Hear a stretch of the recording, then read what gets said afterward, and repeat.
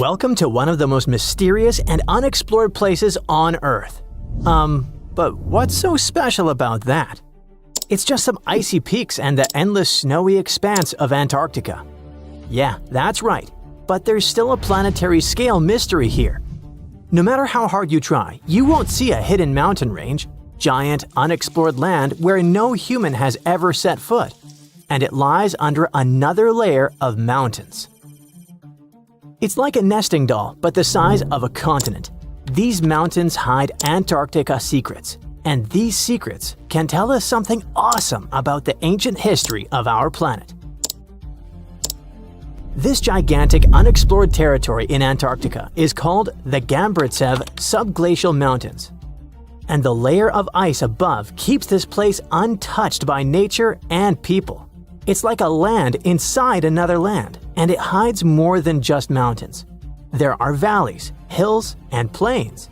The whole area is similar to the European Alps, but unfortunately, we can't enjoy the view. Those mountains were first discovered in 1958 using seismological instruments. More than half a century has passed since then, and this place still remains one of the most poorly studied tectonic objects on Earth. Why? Because it's ice. A lot of ice. Who knows? Maybe there are some unknown ancient artifacts lying there. What if they're hiding a secret city or spaceships? It's unlikely, of course, but it would still be interesting to look there. Think about it. Hundreds or even thousands of miles of land that have remained unchanged for hundreds of millions of years.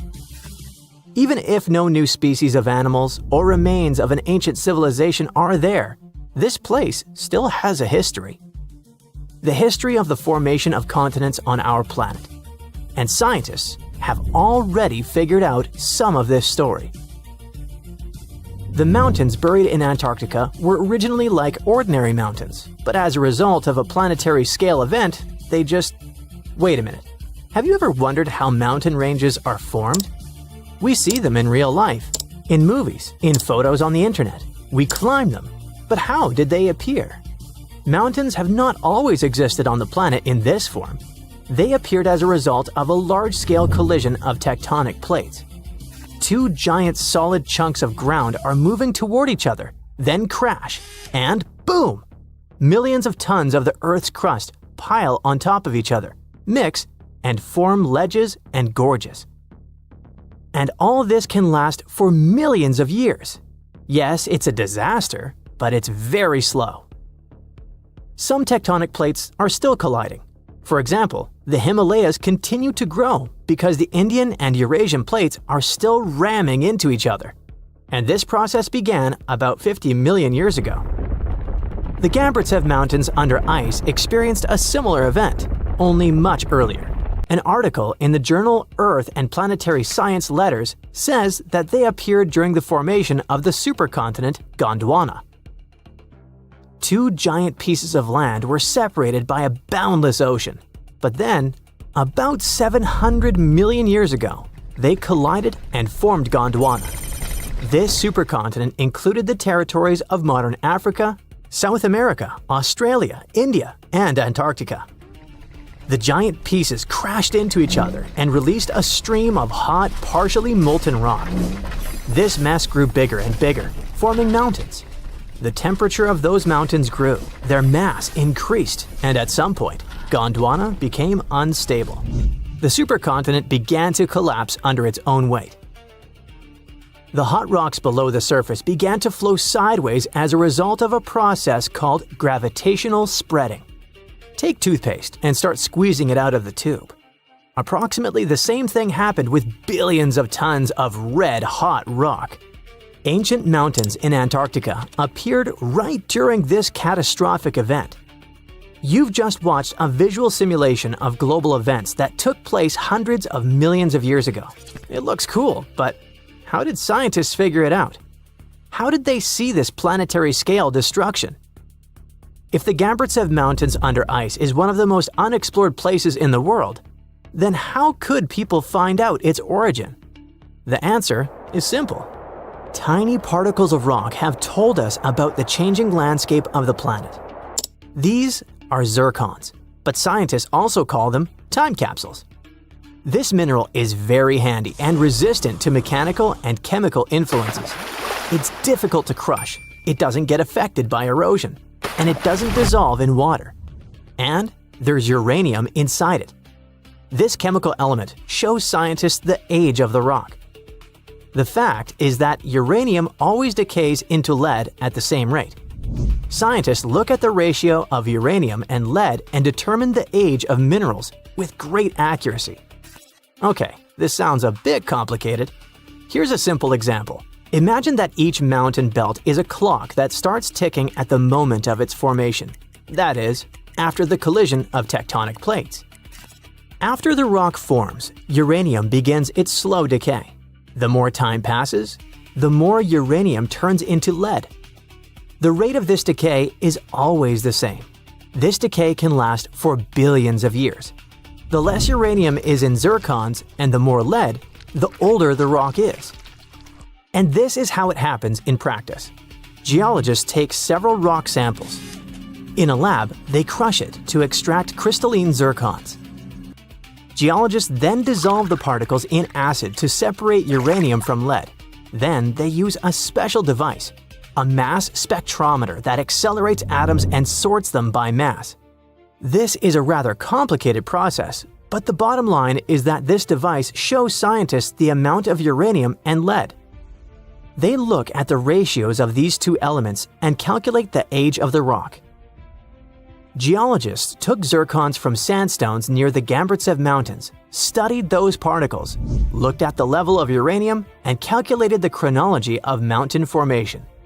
Then they compared the data obtained with the history of our planet and realized that the mountains buried in Antarctica appeared during the formation of the supercontinent Gondwana. But how did they find out that the supercontinent included Australia, India, and Africa? Zirconia from those Antarctic rocks turned out to be very similar to zirconium from those countries. That is, a long time ago, these three continents were together. So, the Gambritsev Mountains began to grow about 650 million years ago. About 580 million years ago, they reached the height of the Himalayas, and 80 million years later, they experienced the melting of the Earth's crust. And while most of the mountain ranges on the planet were changing and collapsing, the Gambritsev Mountains under ice remained untouched. Water, soil, wind, earthquakes, gravity, and other natural forces destroy mountain belts. This process is called erosion. But mountains buried in Antarctica haven't experienced anything like this. The cold temperature and the ice sheet around them kept this range unchanged. It's one of the best preserved ancient mountain belts on the planet. Okay, but why do we need to explore these mountains? What difference does it make that the supercontinent Gondwana collapsed in the past? It's possible that plants, frozen bodies of insects, or ancient bacteria have remained preserved under thick layers of ice. What about ancient animals? Many species could have lived on Gondwana. Studying ancient mountains in Antarctica can show us what the planet looked like about 500 million years ago. When Antarctica was a green continent, what lived on it? What happened to this life? Is it possible to revive those ancient creatures after so many years? If scientists were able to calculate the date of the supercontinent's appearance using tiny particles, then imagine what they could find after examining this hidden mountain range. It all sounds very interesting, but there's one problem. To take a small piece of this unknown world, you need to drill through a lot of ice. You need to deliver heavy equipment to one of the most inaccessible continents in the world, build stations, obtain an energy source, and conduct large-scale research. It sounds incredibly expensive, so this hidden territory will probably remain a mystery for a long time. Let's just hope that some billionaire will want to find out Antarctica's secrets and arrange a large-scale expedition there. In December 2016, a bombshell revelation rocked the world of classified intelligence. WikiLeaks had released top-secret Pentagon documents exposing a hidden war between the US Air Force and unidentified flying objects. According to these explosive files, the center of this interstellar conflict was none other than Antarctica, Earth's most remote and enigmatic continent. During the summer of 2016, the US Missile Defense System detected an entire fleet of UFOs rising from the Southern Ocean and heading at high speed toward the Mexican coast.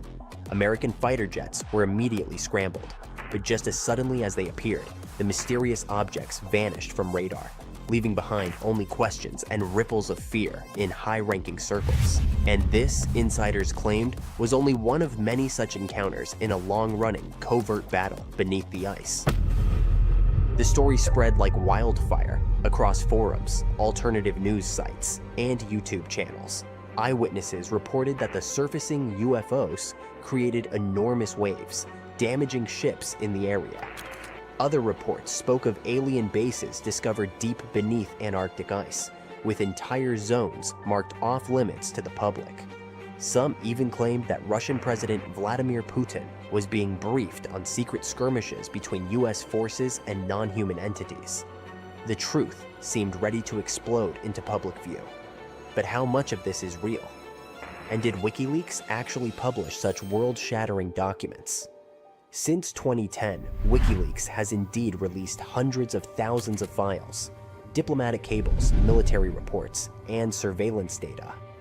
While some documents reference unusual aerial phenomena, none mention extraterrestrial conflict in Antarctica. The story's origin can be traced to a post on European Times, a dubious website known for spreading unverified claims. It cited anonymous Russian intelligence officers as the source.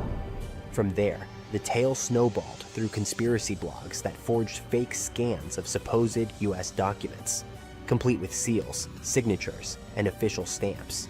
Yet under closer examination, these documents crumble. Fonts are inconsistent with military formatting.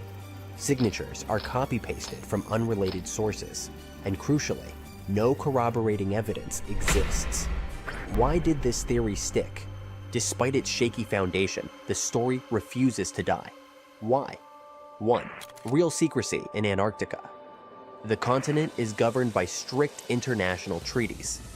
Military activity is restricted, creating a veil of mystery that invites speculation. 2. Historical myths. Tales of Nazi bases, ancient alien ruins, and lost civilizations buried under Antarctic ice have long fueled the imaginations of conspiracy theorists. 3. Real UFO sightings. The US military has confirmed encounters with unidentified aerial phenomena, such as the famous 2004 Tic Tac incident, adding legitimacy to UFO narratives. 4. The WikiLeaks halo. For many, anything associated with WikiLeaks automatically seems credible. That association lent weight to the fabricated documents. Antarctica's vast, silent expanse is a fertile ground for myth-making.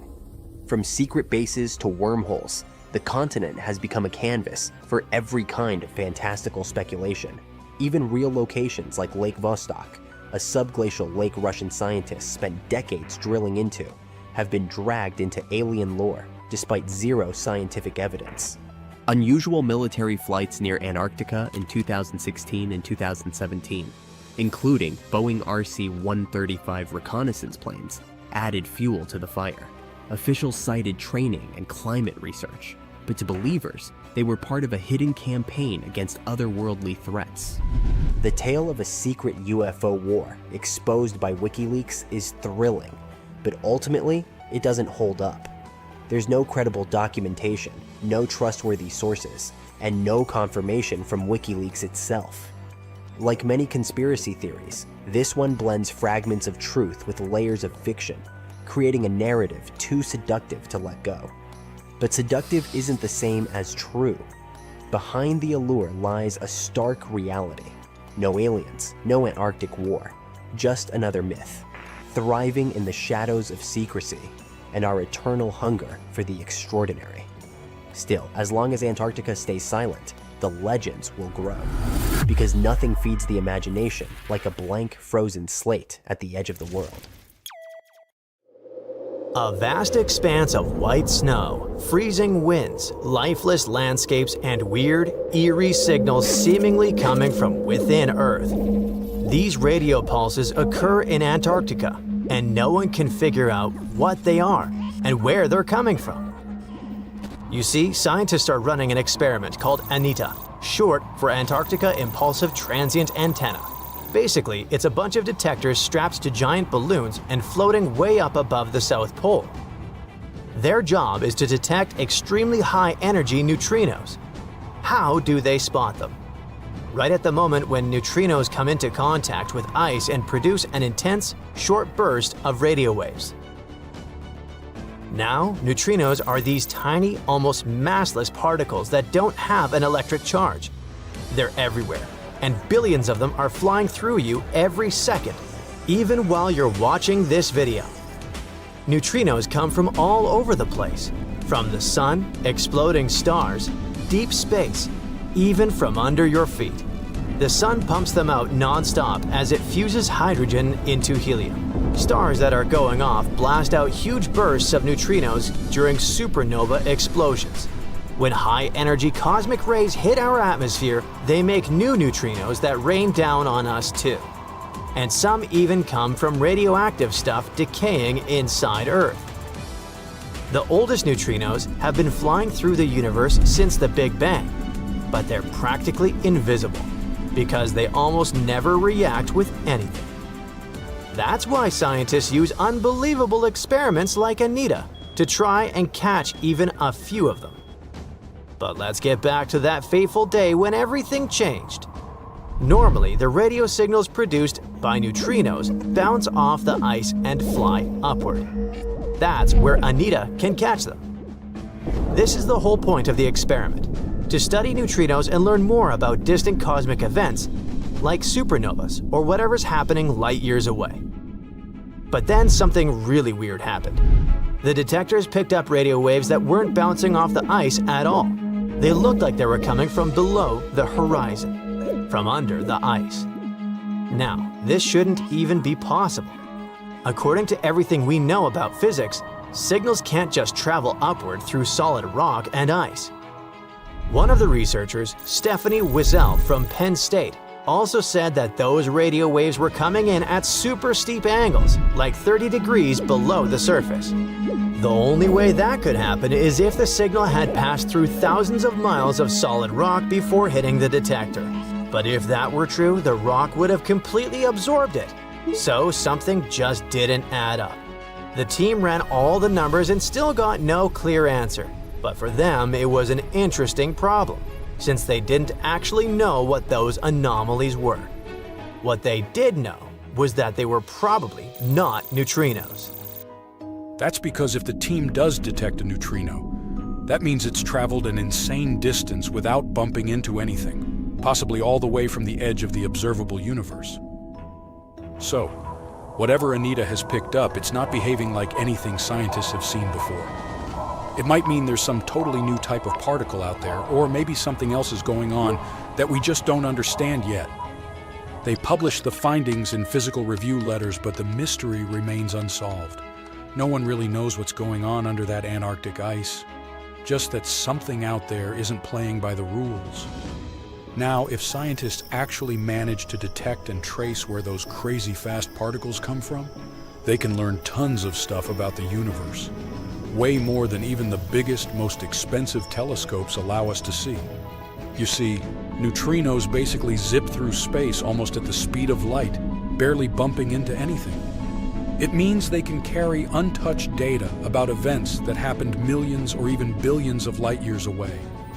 That's why Wiesel and a bunch of other researchers around the world have been building these insanely sensitive detectors to catch neutrino signals.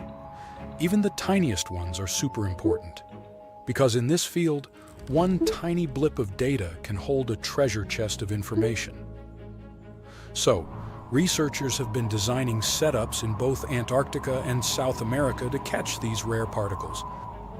ANITA is one of those detectors, and Antarctica's the perfect spot for it.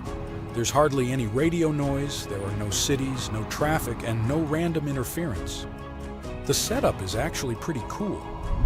They attach a cluster of radio antennas to a giant balloon, send it a few dozen miles up into the sky, and make it float over the endless stretches of white ice. From up there, it points downward, listening for faint radio signals coming from deep inside the ice.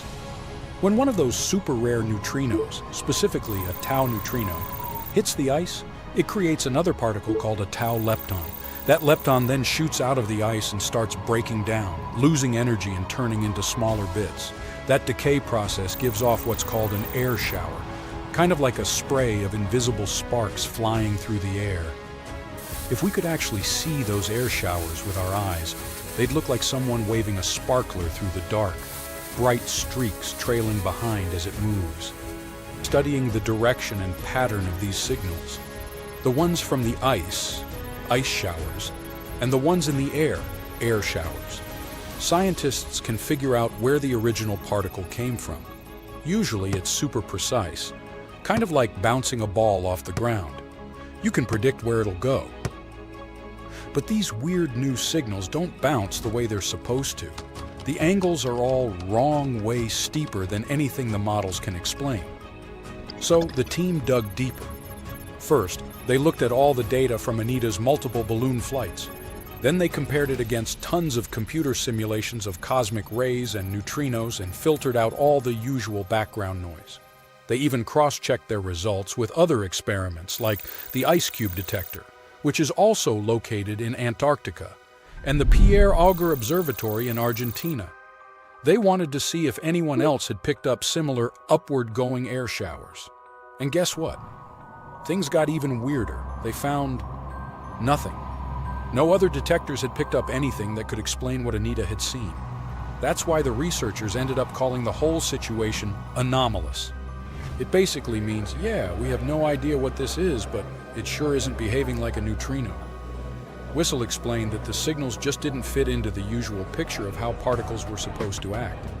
Some people have floated ideas, like maybe it's some new kind of physics, or a hint of dark matter. Dark matter is basically that invisible stuff that keeps the universe from falling apart. It's everywhere. We just can't see it. Scientists have been trying to figure out what it actually is for almost a century, and it's still one of the biggest mysteries out there. Everything we can see, like stars, planets, people, dogs, makes up only about 5% of the universe, and dark matter makes up around 27%. The rest is something even stranger called dark energy. Scientists think dark matter is what gives galaxies their shape and holds everything together like cosmic glue. Without it, the universe would look totally different. It would be totally amazing to find out that this theory is true.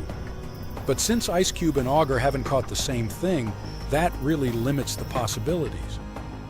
Penn State has been in the neutrino detecting game for almost a decade now, building detectors and analyzing all kinds of cosmic signals. And the team is already working on their next big project, a brand new detector called Pyramidal. It's going to be bigger, more sensitive, and way better at spotting those elusive neutrino signals. For now, this remains just one of those long-running cosmic mysteries that keep scientists awake at night. But the team is optimistic. When Pyramidal goes up, it'll have better sensors, which means if there really are more of these anomalies out there, this time they'll catch them. And maybe then we'll finally figure out what's behind them. In 1985, Chilean biologist Dr. Daniel Torres was doing a census of mammals and collecting marine refuse on Cape Sheref in Antarctica. He was going to pick up a big plastic container when he noticed one white rock among the dark volcanic stones. It turned out to be a human skull, and as Dr. Torres found later, it belonged to a young woman who lived in southern Chile. She was most likely in her early 20s and starving when she passed away.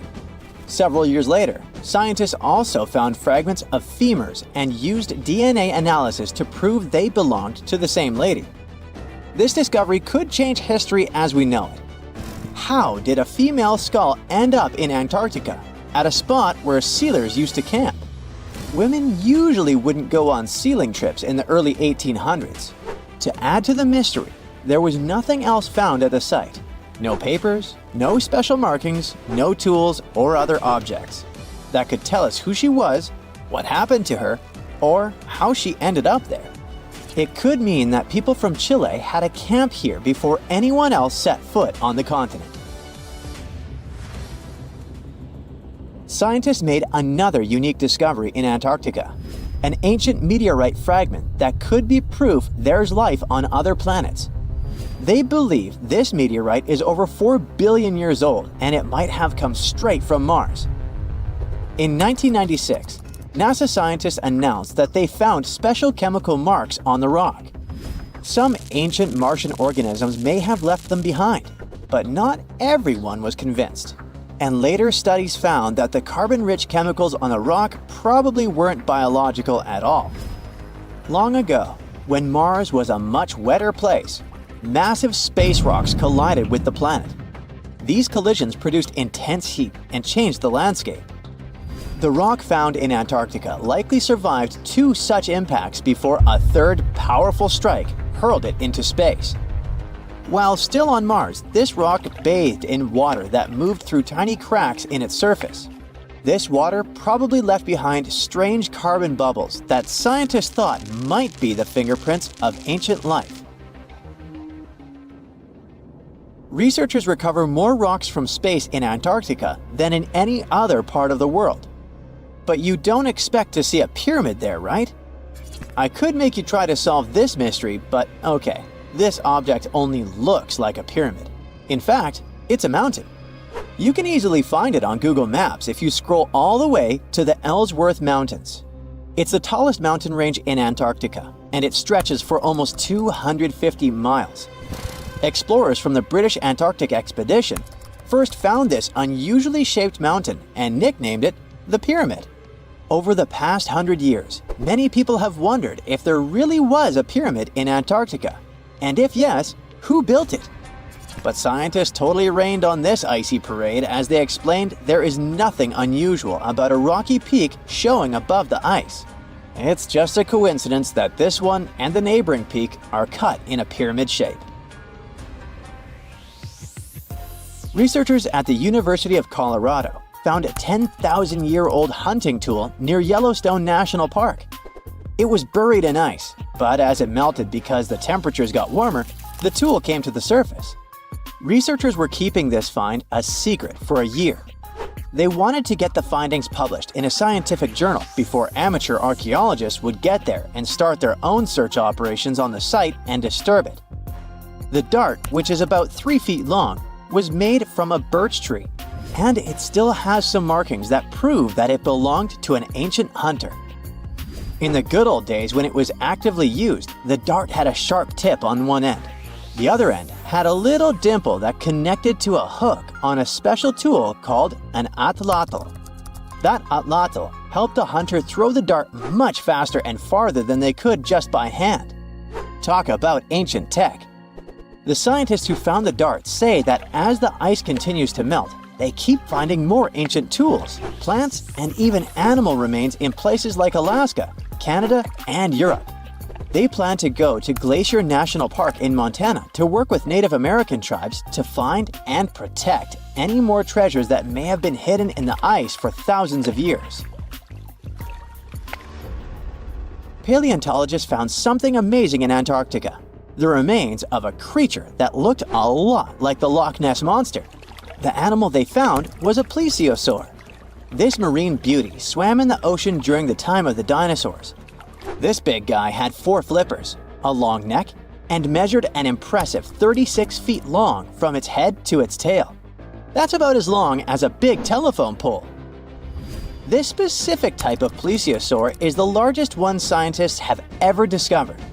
It was also very bulky, around 15 tons.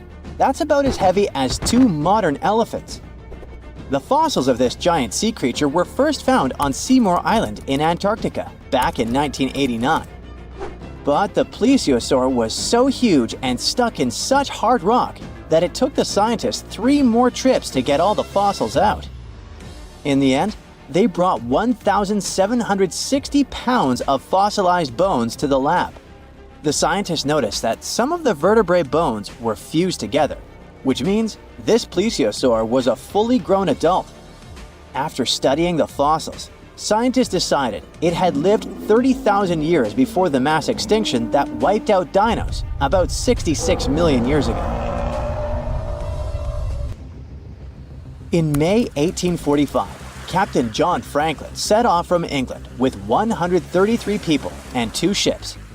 They were trying to find a sea route called the Northwest Passage to make traveling between Europe and Asia shorter and faster. The last people who saw Franklin and his crew were sailors on 2 whaling ships in August of that same year. After that, no one knew what happened to them, and it became a big mystery that lasted almost 170 years. People sent search teams to the icy parts of northern Canada, where they found some spooky clues. There were things left behind by Franklin's crew, and they heard sad stories from Inuit people who lived there. They even found a note from 1847 on King William Island, written by one of the crew members. The note said the 2 ships had gotten stuck in the ice. Finally, in 2014, Canadian scientists announced that they had found the wreck of the Erebus at the bottom of the Wilmot and Crampton Bay. 2 years later, they found the second ship, about 45 miles away. Both ships were still in great shape, even after being underwater for so long. Underwater archaeologists studied the cabins on the ships and brought back hundreds of objects. Thanks to these artifacts, they can paint a better picture of what really happened during the last days of Franklin's dangerous journey. A mountain hiker found an unusual sandal in an area known as the Horse Ice Patch in Norway in the summer of 2019.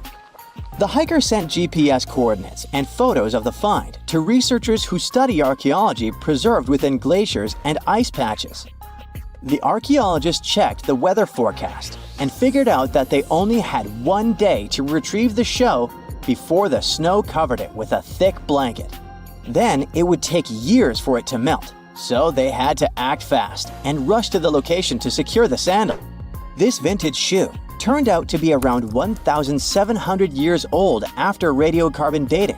They also found other artifacts in addition to the Iron Age footwear, such as frozen horse manure from the Viking Age and textiles. All these findings could mean that there used to be a travel route in the mountains that connected inland Norway to the coast a long time ago. Antarctica. It was once a green land full of dinosaurs, but now it's a frozen continent bigger than that of the US that doesn't belong to anyone. It isn't hard to find. Wherever you go, just go south until you get to the big icy thing at the south pole of our planet. It lies within the Antarctic Circle, and it's the largest single mass of ice on Earth. The continent is bigger than the US and even bigger than all of Europe. And still, Antarctica was officially discovered recently. Scientists hadn't known of its existence until 1820. After the discovery, it took another 2 decades to confirm it was a whole new continent, and a few more decades after that to decide on a name. In Antarctica, anti means the opposite. So Antarctica literally means the opposite of the Arctic. Now, even before scientists discovered the land, ancient Greeks already theorized that there must be a southern continent to balance out the Arctic in the north. Also, some scientists who studied Polynesian artwork and oral history believe that Polynesians found the continent over a millennia before the Europeans did. Anyways, today we all know of this icy land at the South Pole. Because of its location, there are just 2 seasons there, summer and winter, and both last 6 months. In summer, it's a bit warmer, and the continent exists in pure daylight. And in winter, it's dark all day long. 98% of Antarctica is ice. This continent alone stores 60% of the planet's fresh water. And yet, despite all those water reserves, Antarctica is the biggest desert in the world. By definition, a desert is an area with sparse vegetation and little snow or rain. Notice that plenty of sand isn't a necessary condition here, even though the continent does have some sand and even sand dunes. It also gets a lot of wind. Antarctica is the windiest continent on Earth, and wind speeds can reach 200 miles per hour. That's even faster than hurricane winds. The little snow the land gets never melts. It just builds up over time, for centuries and millennia. So there's a thick ice layer there. This makes Antarctica full of hidden secrets. There's a whole new world underneath its ice. For example, there are a lot of mountains on the continent that are like 9,000 feet tall. It's taller than 3 Burj Khalifas stacked on top of each other, if we must, and that's currently the tallest skyscraper in the world. But we don't see all those mountains because they're all hidden under the ice sheet that's almost 16,000 feet thick. There's also a lake down there, beneath over 11,000 feet of snow. The lake is called Lake Vostok, named after Vostok Research Station, under which it's located.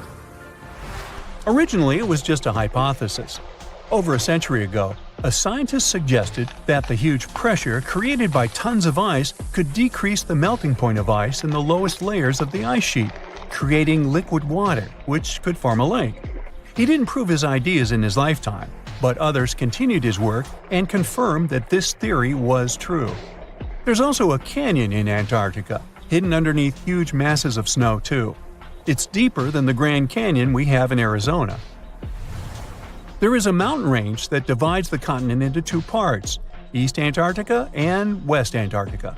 The western part of the continent is experiencing higher temperatures and is starting to melt. If West Antarctica melts and releases its stored water, it will raise the average global sea level by about 16 feet.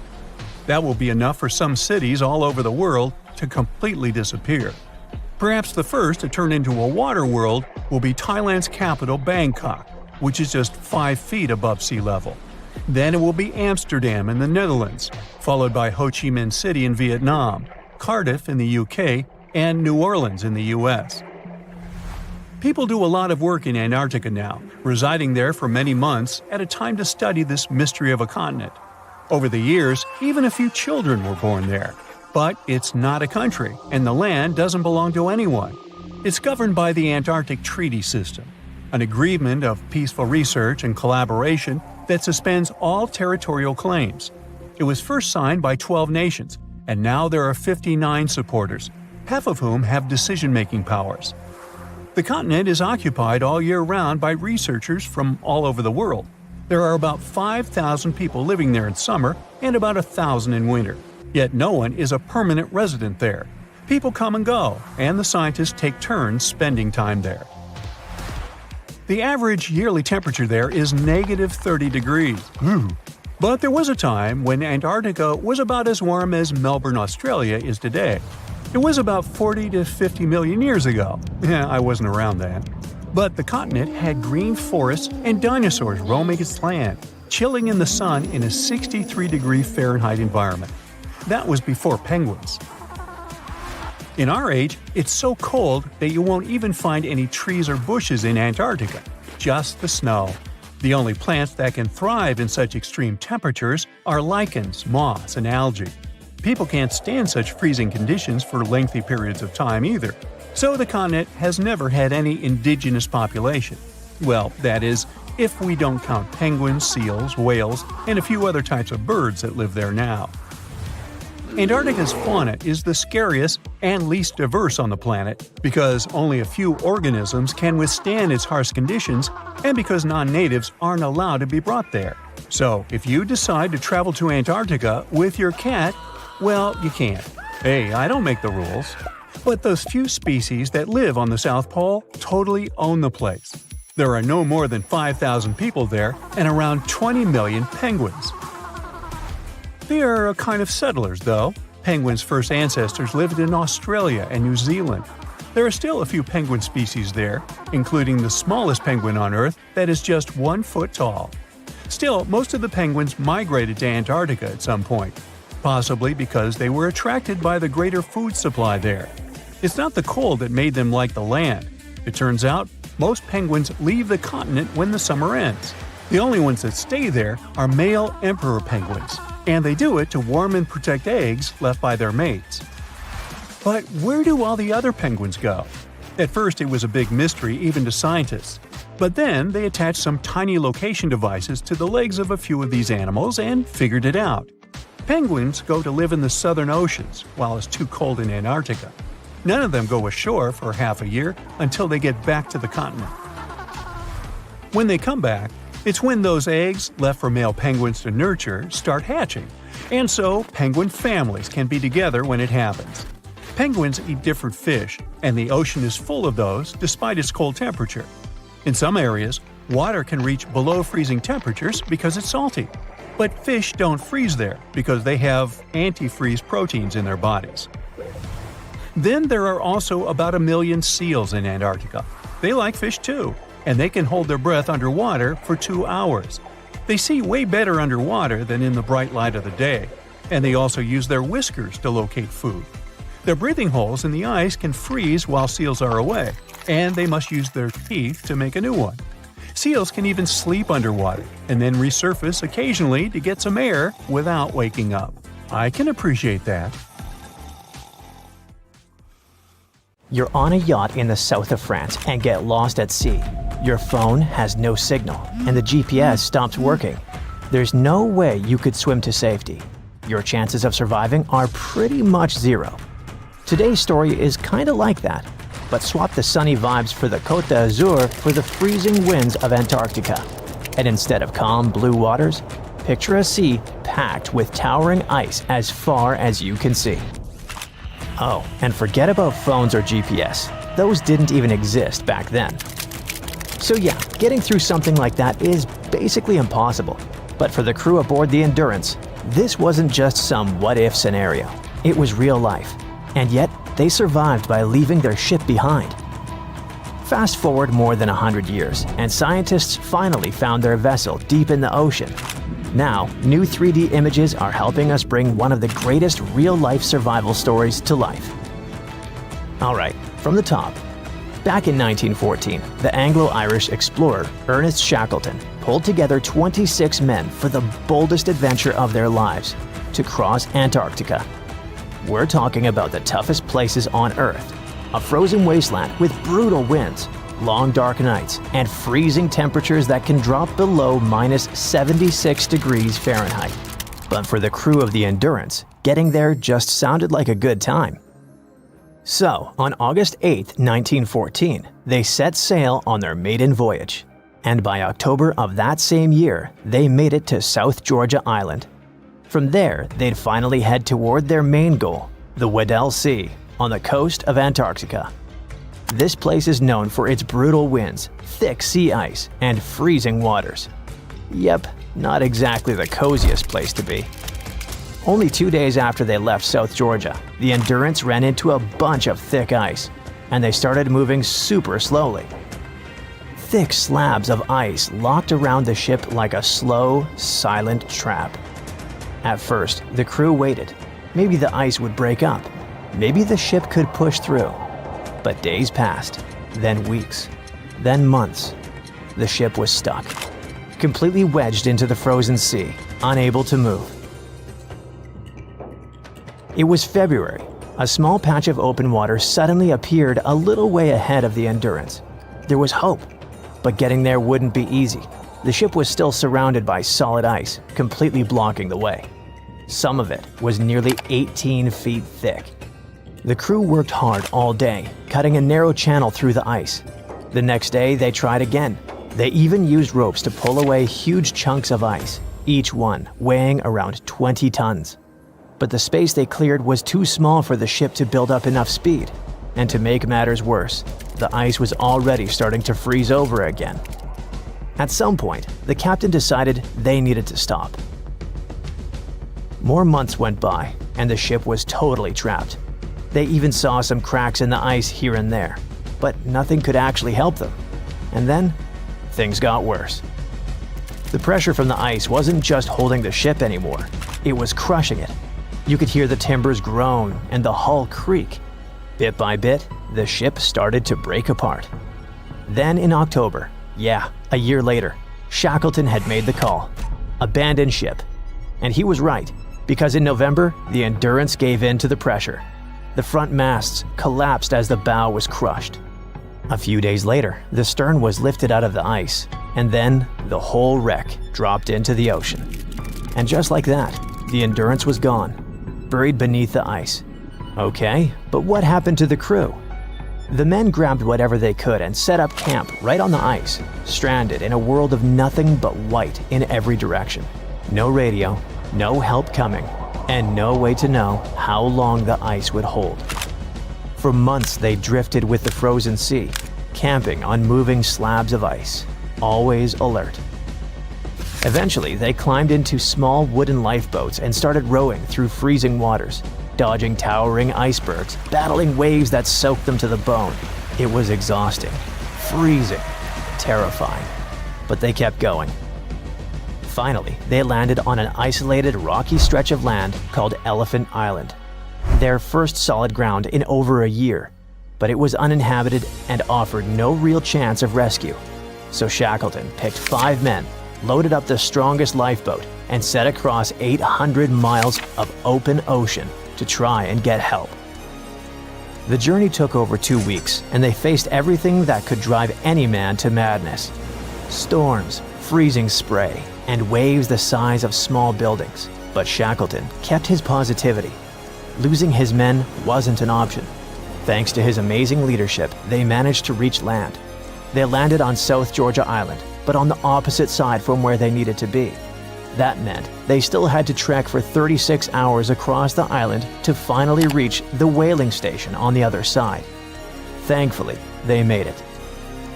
If you were in their position, you'd probably take a hot shower and curl up in a fetal position for a couple of months.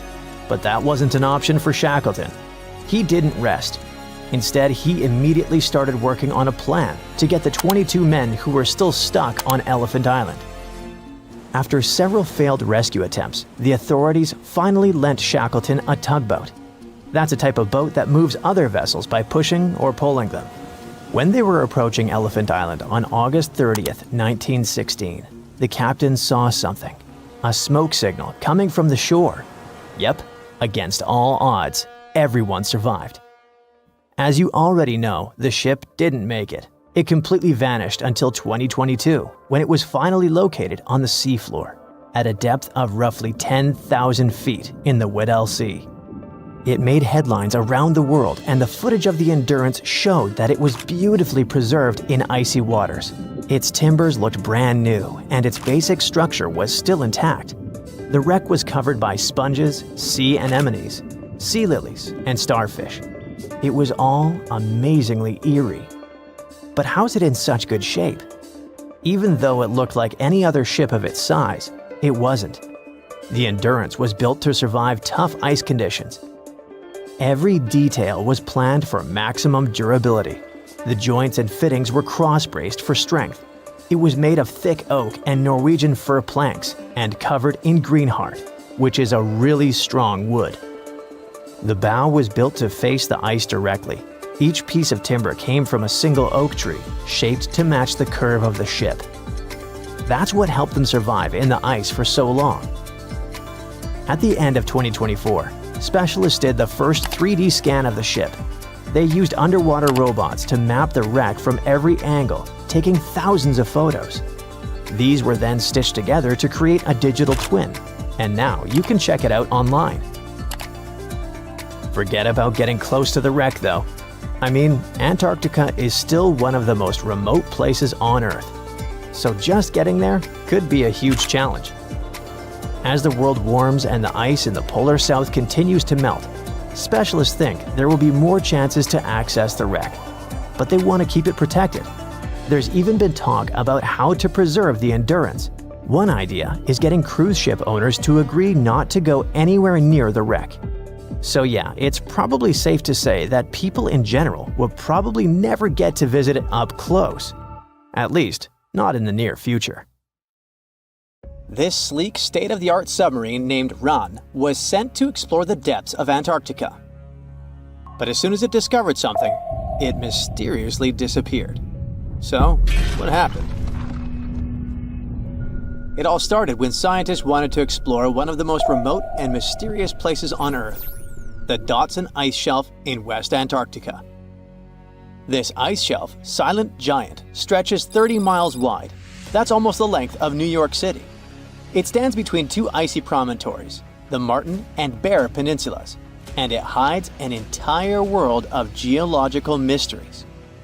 If you think that Antarctica is nothing but a desert of super thick snow and ice, you're wrong. There are entire landscapes hidden deep down there. The underside of the Dotson Ice Shelf is a rugged, dynamic terrain shaped by the slow, relentless forces of nature. There are towering ice formations, deep troughs, and bizarre structures stretching for hundreds of feet. Scientists are super curious about it, But as you can imagine, this landscape isn't easy to explore at all. To find out more, we have to scan the area with satellites or try drilling through the snow, trying to collect the big picture, piece by piece. But these methods only gave us vague hints. The real breakthrough happened when scientists came up with the idea to let the submarines explore it. Autonomous submersibles could swoop deep into the icy waters beneath the Dodson ice shelf and tell us what's up down there. These robotic explorers have fantastic advanced sonar systems. It's that thing that bats or dolphins do. They can use sound to see the world. Basically, they send out sound waves underwater, and when those waves hit something like the ice shelf above or the seafloor below, they bounce back to the system. Animals feel how long it took for the sound waves to return and how they changed. And this helped them understand what's located where. For example, clicks that dolphins send out tell them where the fish are. We copied this crazy evolutionary trick and adapted it to our underwater exploration. Only our version is much cooler, with a higher level of precision, so we created detailed maps of the environment. The Rand submarine was one of those robotic explorers. It was named after the Norse deity of the sea. Ran had been meticulously programmed to navigate a treacherous landscape of Antarctica. But even with all this training, its journey led to an unexpected and eerie end. In 2019, Ran was sent to explore the depths beneath the Dodson ice shelf. It was a hero, the first one to go on a mission like this. The team said it was like seeing the other side of the moon. For 27 straight days, it worked tirelessly. It traveled over 620 miles beneath the thick ice. That's like a journey from Paris to Berlin. Ran went further and deeper than anyone could have imagined. At one point, it reached over 10 miles into the glacier's belly, and what it discovered down there was astonishing. Scientists thought there would be some smooth, uniform ice surfaces, but Ran revealed an underside marked by huge cracks, ridges. There were formations that looked like sand dunes, frozen in time. And finally, it found some mysterious swirling and teardrop-shaped patterns. They all looked more like art than geology. This actually tells the story of ice shelves and the ocean around it. Warm water sneaks in under the ice and melts it from below. Sometimes it smooths the ice out, but other times it carves out these weird, uneven shapes that look like patterns and drawings.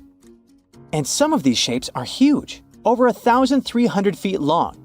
That's about 3.5 football fields. The reason why they look like swirling doodles is because the Earth spins. It makes the water turn in special ways, bending the shapes and drawing these spirals.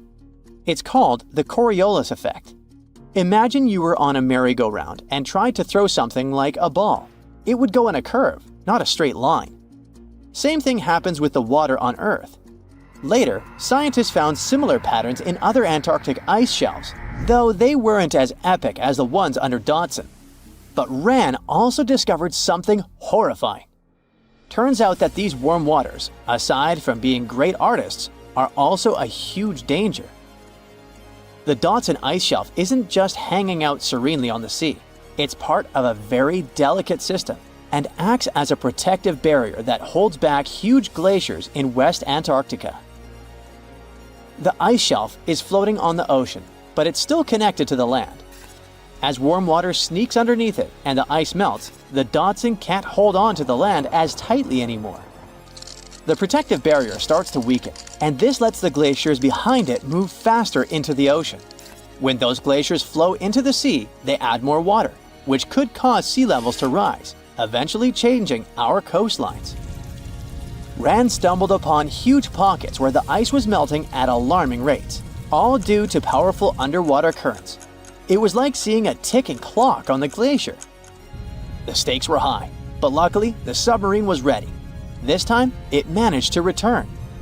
And then, it worked for 5 more years, helping scientists with tons of useful data. The missions were daunting. There could be periods where Rand slipped into the pitch-black cavity beneath the glaciers, spending 24 hours without communication. But it was mapping every peak and every valley. It gained experience from over 40 missions below ice. Then, in early 2024, Rand went on a mission to the Thwaites Glacier. The mission was bold from the start. This place is also ominously referred to as the Doomsday Glacier. It's called that because it's slowly melting and has the potential to raise sea levels worldwide if it collapses, causing catastrophes everywhere. That's why Rand was dispatched to explore its underbelly, a place that had never been mapped so intricately before. The idea was to uncover the glacier's secrets, study how rapidly it was melting and why. This was Rand's second time exploring Thwaites. During the previous visit, it became the first sub to ever map the glacier's underside. Rand was exploring the depths from 650 feet to 1,650 feet. It sent a lot of data about how the Doomsday Glacier was slowly melting due to warm ocean currents. But while venturing into these icy depths, something went wrong. Out of nowhere, Rand vanished. Without warning, without a trace. One moment it was sending back crucial data, and the next it had slipped into the abyss. No distress signals, no final transmission, and it didn't return to the point it was supposed to. People sent extensive searches, helicopters soared overhead, drones buzzed through the frozen skies, but no sign of the submersible emerged from the glacier's grasp. After a while, Rand's batteries would certainly run away. So at this point, it had definitely been swallowed by the abyss beneath 1,500 feet of ice. That was a huge and sad loss for the scientific team. The scientists at the University of Gothenburg are now looking to replace Rand and continue their important research under Thwaites. To this day, scientists have no idea what happened to it. Some say it may have been trapped in the ice. Others believe it was pulled away by an unseen current. It also might have collided with something unexpected. Whatever the truth is, its disappearance has left scientists stunned, and it looks like the ice shelf will hold on to its secrets a little longer. At least we gained a treasure trove of knowledge from Rand's journey. Scientists keep exploring Antarctica, looking for history that hides under the snow. For example, they discovered that around 90 million years ago, a lush temperate rainforest thrived near the South Pole. They revealed an ancient world far warmer than they ever imagined. Deep in Antarctica, they unearthed fossilized roots, pollen, and spores preserved in the soil.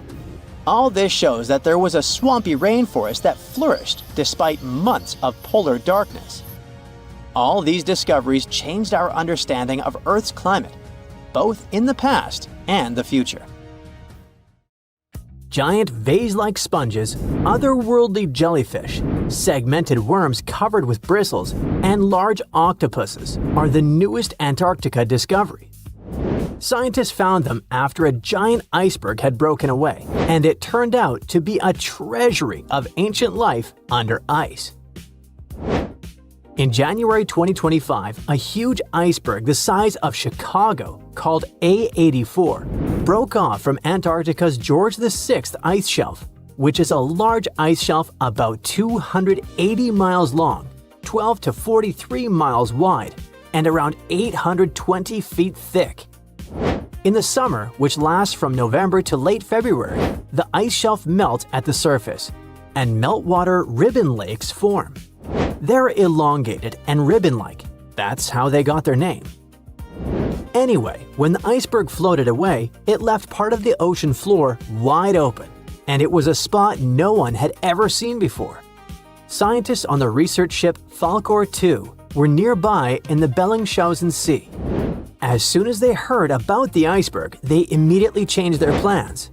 They understood that it was a super rare chance to check out something unknown and amazing, like lifting a rock in the forest to see what's hiding underneath. The researchers used an underwater robot named Sebastian and explored the deep sea for 8 days. They went as deep as over 4,200 feet. Down there, they found a hidden ecosystem. There were big corals and sponges literally packed with sea animals. A whole world under the ice. The researchers thought they'd find some life down there, but they didn't expect to see so much. And this underwater ancient life wasn't just surviving, it had been thriving in that harsh, icy place for a really long time. Anemones that looked like fluffy little trees, sea spiders, ice fish, octopuses. The research was live streamed to scientists from all over the world, and those live streams are actually in open access. The coolest thing was that some discovered creatures seemed to be new species. Yes, there are probably new species in Antarctica in 2025, and some might only live in this region. That's because Antarctica isn't just really far away. It's been cut off from the rest of the world for millions of years. The Antarctic circumpolar current surrounds it, like a big water moat surrounding a castle. But even if it turns out that those species are not new, the scientists have still found snails, worms with bristles, crustaceans, like tiny crabs and shrimp, and a species of the phantom jellyfish. Those are super rare and look otherworldly. Their official name is too complicated, so let's just call them the giant phantom jelly. This jellyfish is huge. Its bell, the round umbrella part on top, can be more than 3 feet wide. It has 4 long arms that trail behind it. Each one as long as 33 feet, about as long as a school bus. Scientists first caught one way back in 1899, but it took them 60 years to realize it was a totally new kind of jellyfish. The phantom jellyfish has a see-through purplish body that looks kind of ghostly. Instead of normal jellyfish tentacles, it has these ribbon-like arms that help it catch food and pull it into its mouth right in the middle. Even though jellyfish don't have brains like we do, researchers watching the giant phantom jelly noticed something surprising. The otherworldly creature seemed to move its arms very carefully and with control, especially when swimming through tight spaces on the seafloor. It looked like it was being very cautious and deliberate. Ugh, creepy. Another sentient being? Jellyfish have a simple nerve net instead of a brain, which helps them sense the world around them. But the way this phantom jelly moved made scientists think it might be smarter or more coordinated than other jellyfish. Studying it can help scientists learn how animals without brains still manage to explore and survive in tricky places underwater. Another cool find was little worms called bristleworms. Scientists call them polychaetes. But let's stick with bristleworms because it kinda sounds fun. Lots of different kinds of them live in super cold, deep parts of the ocean. Bristleworms have bodies made of many segments, and they have tiny little bristles all along their sides. These bristles help them move around, feel what's near them, and even protect themselves from danger. One cool example is the Antarctic scaleworm. It's a type of bristleworm that lives in really cold, deep waters and has shiny, golden bristles that make it look pretty fancy. During Antarctic deep-sea exploration, the team also found giant sponges shaped like vases. Usually, sponges grow very slowly. So to get that huge, they must have been growing there for a really long time, maybe even hundreds of years. Their size shows that the deep-sea animals living around them didn't just move in recently. Those sea creatures have been there for decades and managed to form thriving communities under the ice. So, it really was ancient life hiding under all that ice. And that surprised scientists a lot. In older studies, people used to drop cameras through holes in the ice or visit iceberg areas long after the ice had broken off to explore hidden ecosystems. Back then, they mostly saw bare, empty seafloor with just a few living things. But this time, the team arrived just weeks after the giant iceberg broke away, and they got to see what was hiding right underneath it.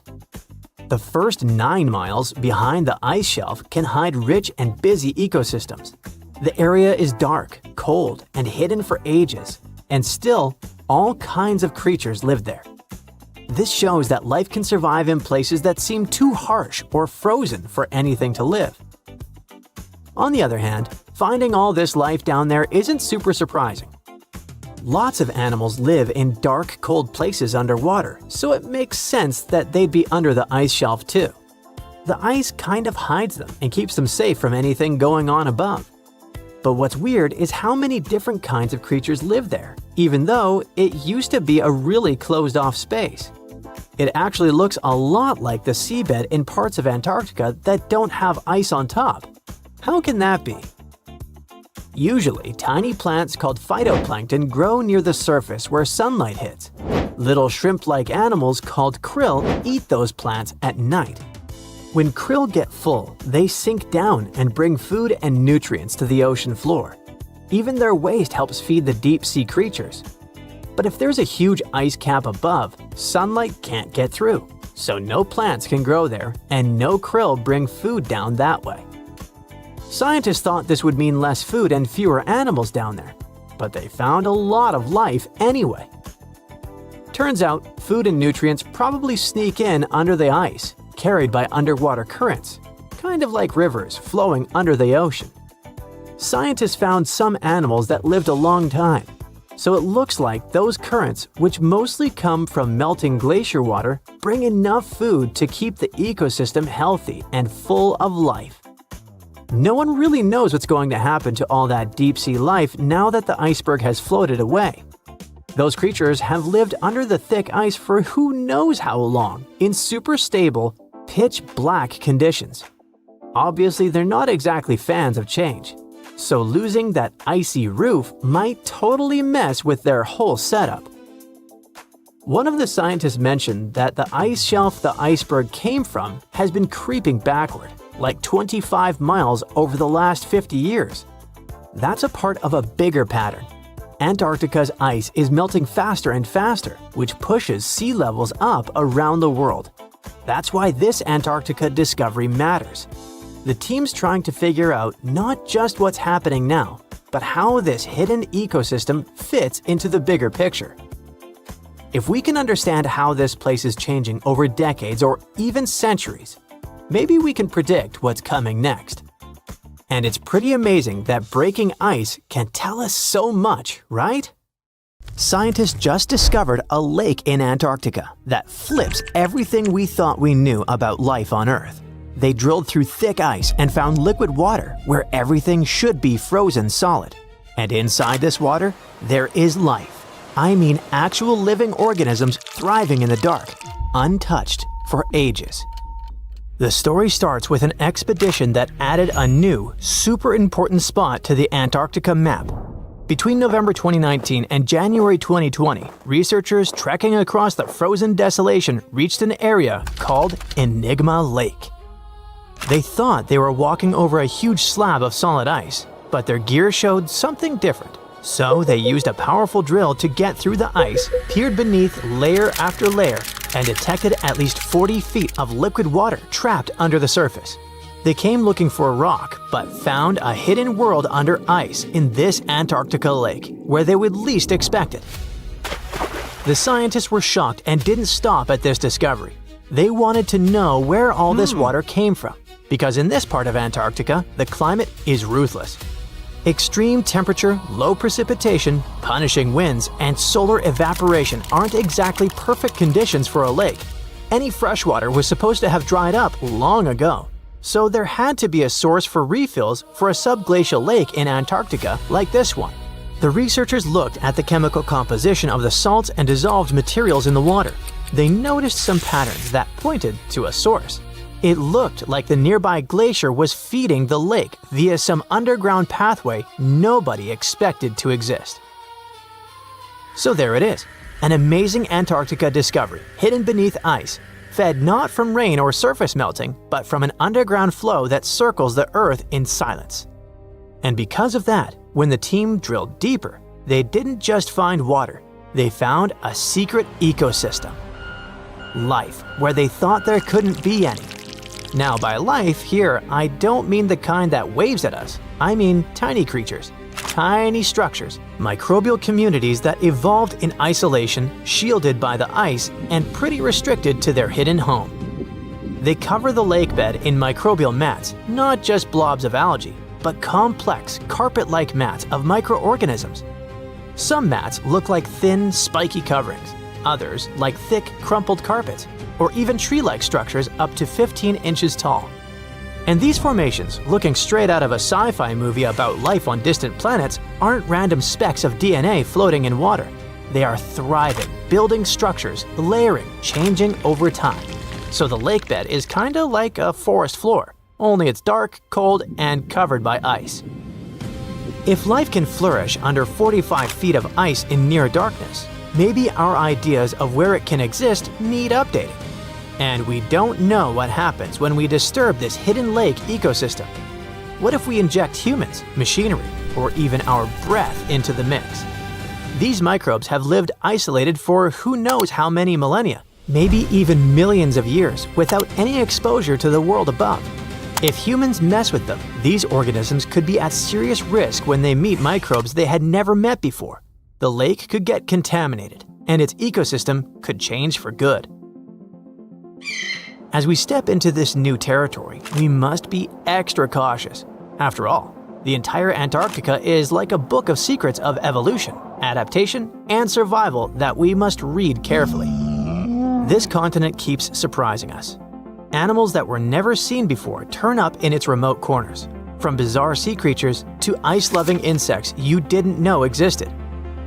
For example, the ice-loving sea anemone scientists spotted hanging upside down from the underside of the Ross ice shelf.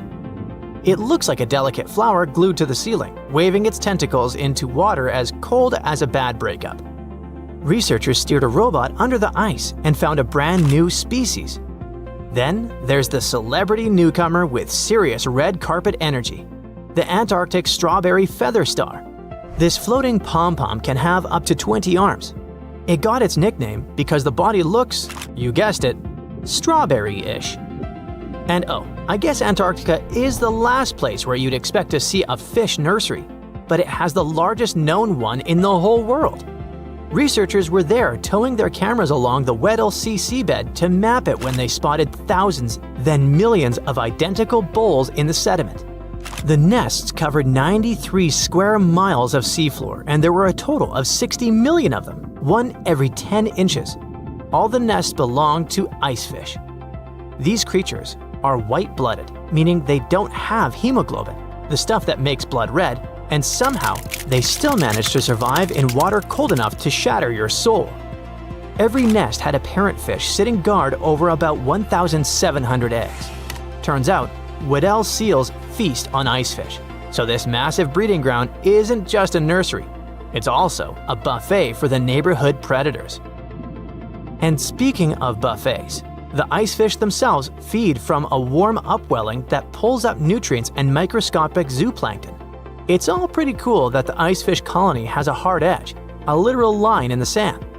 The edge of that border matches perfectly with the outer rim of the warm upwelling, which looks like a carefully crafted evolutionary trick.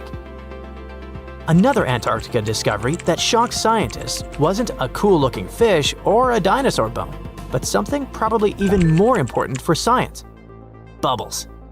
Tiny ancient bubbles trapped inside what might be the oldest ice ever brought up to daylight, nearly 1.2 million years old. Before this discovery, researchers had recorded climate history going back 800,000 years, but they wanted more. They spent years searching for the perfect spot where ice could tell the story straight through. Some Antarctic regions hold ice even older, maybe 3 or 4 million years.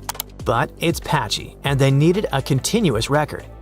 When they finally drilled into the right spot, they found crystal clear ice cores with bubbles that trapped the atmosphere of Earth as it was hundreds of thousands of years ago. When scientists analyze the air inside, they're not just studying gases. They can tell what our distant ancestors inhaled, what the planet exhaled, and how the rhythm of life and climate played out long before us.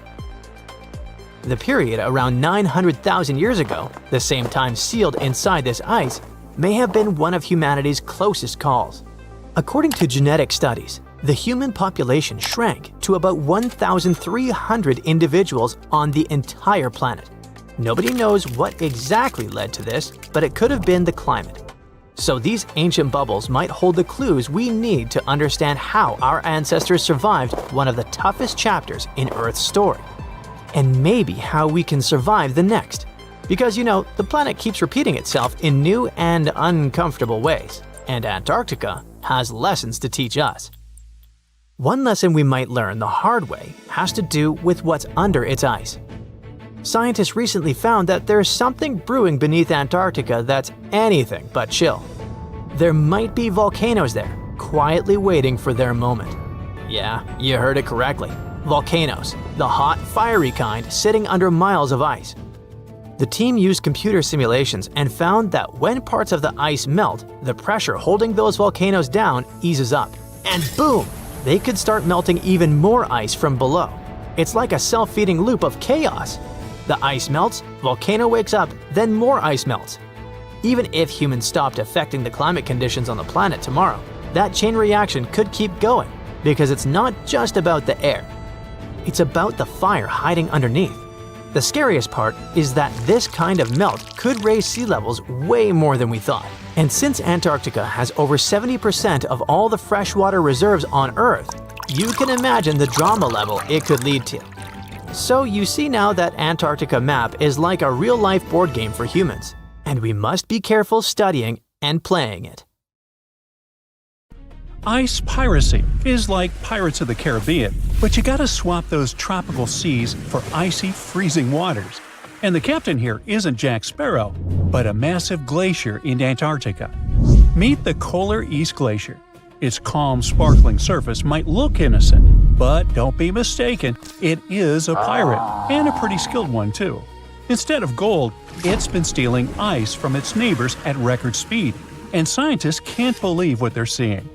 So, what exactly is ice piracy? Arr! This is a strange kind of glacier movement where one glacier starts taking ice from another nearby. Instead of minding its own business and slowly sliding toward the sea, it suddenly changes course and begins pulling ice that used to belong to its neighbor. The pirate glacier speeds up, the victim slows down. The problem is that the balance of ice in the region might get completely thrown off. This isn't brand new information though. Scientists have known about this quirky behavior for quite a while. But they used to think that this process took hundreds, maybe even thousands of years. Now, something really strange is happening in Antarctica. We're seeing, for the first time ever, a glacier pirate in action, and it's moving much, much faster than anyone expected. It all started when researchers from the University of Leeds began looking at satellite images taken between 2005 and 2022. They wanted to analyze the rates of flow from 8 ice streams in West Antarctica. And yes, glaciers do move. Think of them as huge piles of snow that have turned into solid ice over time. This ice slowly changes shape, shifts, and moves. That's why glaciers are often called rivers of ice, because they flow, for real. Gravity is what makes it happen. The ice slowly slides and deforms under its own weight, thanks to the pull of gravity. And when it comes to glacial movements, they can either advance or retreat. If more snow and ice build up and melt away, break off, or evaporate, a glacier will advance. But if it loses more than it gains, it will retreat. Oh, and glaciers also move at different speeds, depending on things like the slope of the land beneath them. But if that flow starts speeding up, well, that's bad news for coastal communities all over the world, because that means more ice is moving from land into the ocean, which contributes to Antarctic ice loss and, eventually, sea level rise. Now, back to the recent ice research in Antarctica. The team calculated ice velocity using a tracking technique that measures how visible features like cracks or rifts on the ice surface shift over time.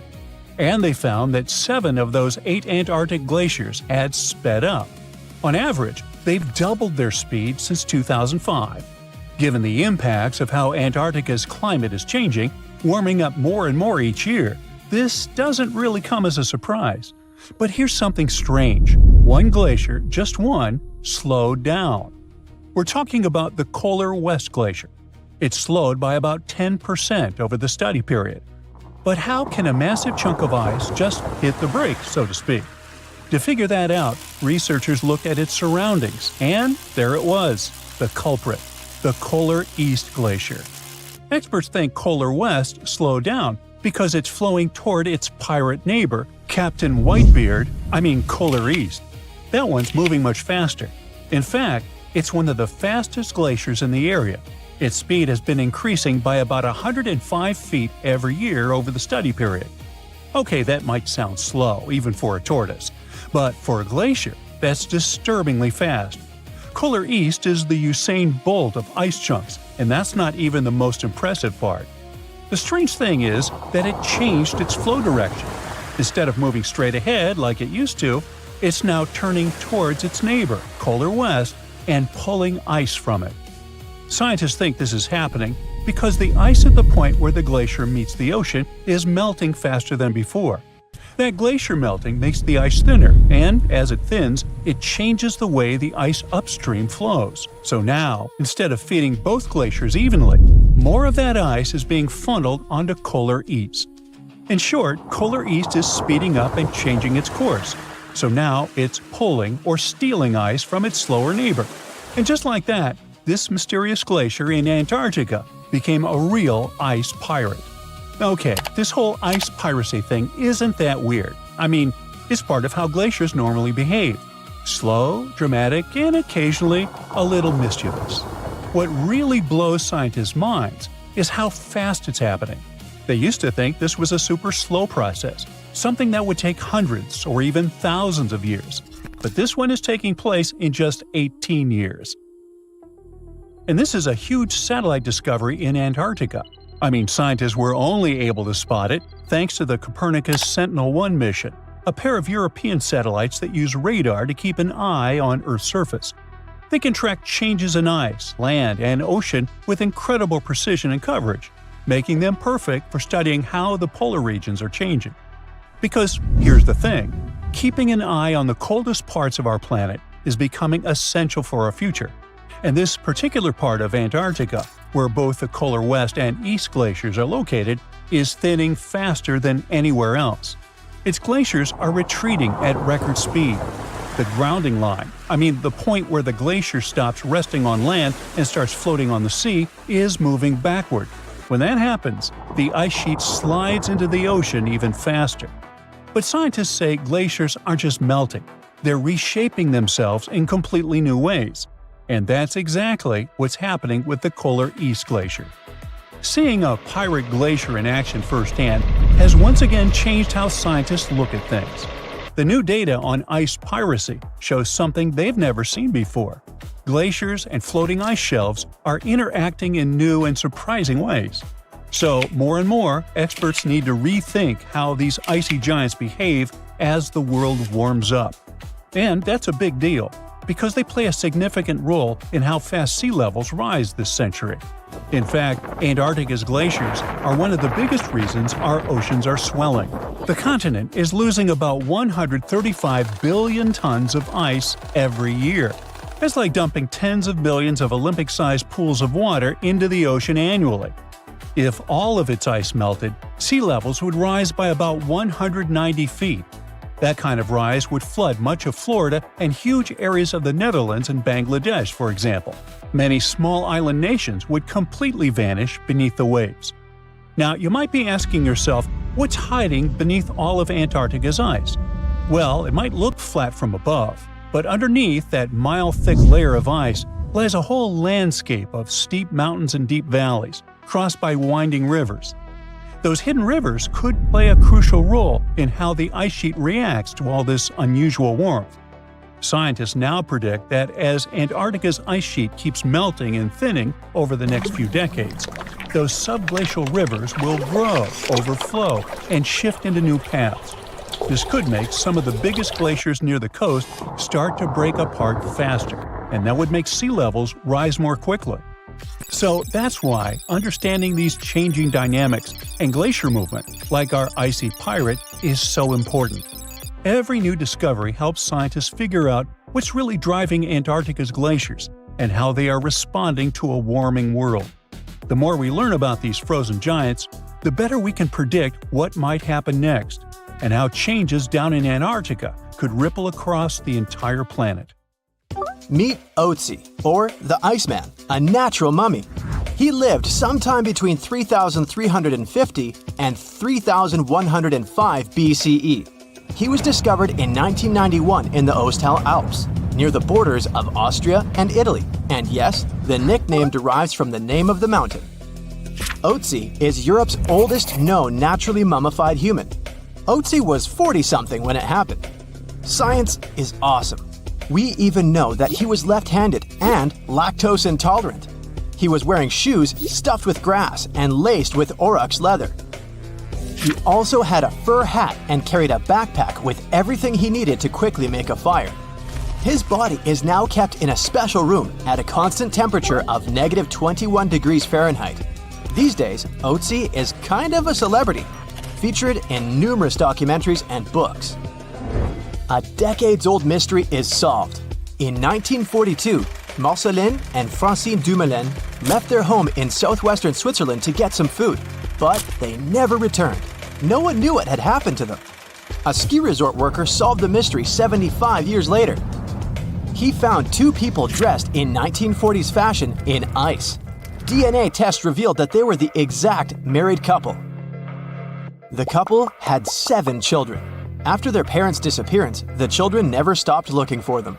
One of the children, Audrey Dumoulin, said she wouldn't wear black to the ceremony. She thought that white would be more appropriate since it represented hope, which she never lost. I'll take you back to 2016, an ordinary summer day. A gold miner was traveling in search of gold in Canada. He spotted something in the melting ice. He got closer. A treasure greeted him. Well, a treasure for science. The miner found the oldest and most complete wolf mummy ever discovered in the world. This wolf was part of an ecosystem that no longer exists today. The local people named the 57,000-year-old pup Zur, meaning wolf in their language. Experts have been able to get a glimpse of what Zur's life was like thousands of years ago. They've discovered that she mainly ate fish and other seafood instead of large mammals. Previously, scientists assumed that Yukon wolves mainly fed on bison or musk oxen during the Ice Age. You're hiking Mont Blanc in the French Alps. You see a small metal box blinking at you from under the ice. You slowly approach it. Oh, it's full of jewelry worth $340,000. This is a real story. The person who found the box handed it to the police. It turned out that there were hundreds of diamonds, rubies, emeralds, and sapphires inside. The markings said, "Made in India." Police already knew there were 2 major incidents regarding Indian Airways around the area, but they dated back to 1950 and 1966. The box had been hidden under the ice for at least 5 decades. Experts couldn't identify the owner of the previous gems. They believed that the box belonged to a passenger who was going to New York to sell the jewels. Well, let's hope the buyer didn't make any prepayment. Every year, new stuff comes to the surface in the area when ice melts. For instance, newspapers with headlines from the time when Gandhi became India's prime minister. Climbers also routinely find luggage and other personal items there. Let's travel 39,000 years back in time. Meet Yucca, the woolly mammoth. Yucca is special because it's the best preserved mammoth ever found. Local tusk hunters discovered it in 2010. Yucca became a natural mummy thanks to the ice preserving it. Scientists made analyses that revealed that Yucca was a 6-year-old female mammoth. Now, how about some ice worms? Yes, those do exist. They live on glacial ice in Alaska, Washington, Oregon, and British Columbia. They spend their whole life on ice. You can see them on the surface of glaciers 2 times a day, in the evening and in the morning. They go up to feed on snow algae. Scientists call them a scientific paradox. When temperatures are low, any creature's bodily reactions slow down and energy levels drop. Cold-blooded creatures like worms become sluggish when it gets too cold. But the laws of nature don't seem to apply to ice worms. They thrive and are very active when it's freezing cold. But as glaciers are melting, ice worms' habitats disappear too. Ice worms can be up to 1 inch long and are black or blue in color. Fun fact, there are stories and songs about them. Supposedly, they give glaciers' ice their blue color, but it's just a myth. This horned lark is an Ice Age animal, not the cartoon, the actual one. Local fossil ivory hunters found this frozen lark in Siberia in 2018. Luckily, they notified experts about their discovery. After the examination, scientists found out that the bird had lived around 46,000 years ago. The most interesting thing is that the bird was in such good shape. considering that it had been under ice for millions of years. Experts say that the lark looked as if whatever had happened to it occurred just a few days ago. Turns out, the bird lived in the same era as other Ice Age animals, for example, mammoths. This book was lost for decades. It belonged to George Murray Levick, a surgeon and photographer. In 1910, he was on an expedition to Antarctica. Levick and his teammates spent months observing penguins, but they had to drop everything due to harsh weather conditions. Levick and his team were trapped in the area. They survived by digging a tight ice cave. Eventually, a ship managed to get to a nearby location and they were saved. But Levick left his notebook behind. It had lists of dates, subjects, and photographs he took at Cape Adare. Most pages of the book got dissolved, yet experts managed to save what was left of it. The notebook was published a century after it had been written. Look at this bone. It belongs to a scimitar cat. The bone was found in Klondike, Alaska. What makes it unique is that scientists managed to extract DNA from it. They found out it was a pre-Ice Age animal, more than 50,000 years old. Scientists used to assume there weren't any scimitar cats in the world, but this bone debunked previous theories. Plus, researchers found out that these cats had had natural hunting abilities, good eyesight, and endurance for long-distance running. At one point in the past, the number of animals the cats hunted started to decline, and ultimately, scimitar cats were outcompeted and eventually disappeared. Not just iceworms, but also viruses live in ice. Researchers revived 33 types of ancient viruses, which had been frozen 15,000 years ago. 28 of them were unknown to science. It might sound a bit scary, but scientists say that these viruses are unlikely to harm people. You can put your doomsday pack aside.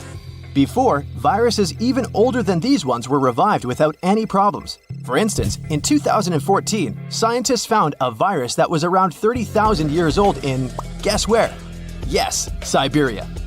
But microbes that can cause problems do concern scientists. For example, after a heat wave in 1941, bacteria got out of a frozen reindeer carcass trapped under Siberian permafrost. Several people living in a nearby village were hospitalized because of the effects of the virus. Who knows what other viruses can be trapped in older permafrost layers? Well, let's hope they remain where they are. Fingers crossed. Bonus: in the 1960s, an underground facility was built in Denmark. The details of the project were first revealed only in 1995. When the facility was decommissioned in 1967, its infrastructure and waste were left untouched. Authorities probably thought that the facility would be forever entombed by snow and ice. But studies claim otherwise. When the ice melts, the camp will reappear, and so will everything in it. Let's hope nothing unpleasant comes to the surface. There's not much to do in Antarctica except scientific work. You could check out the wildlife, like some cute penguins and seals, and you'd get to see the occasional whale swimming around. Antarctica is one of the biggest lands out there that's only inhabited by scientists and researchers from all over the world. These scientists dug a hole through some pretty thick ice to study the ancient air and how the atmosphere cleans itself. They used a special drill and dug a clean cylindrical hole 450 feet below the surface. Some of this ice can be up to 800,000 years old and is a good indicator of what the climate was like in the past.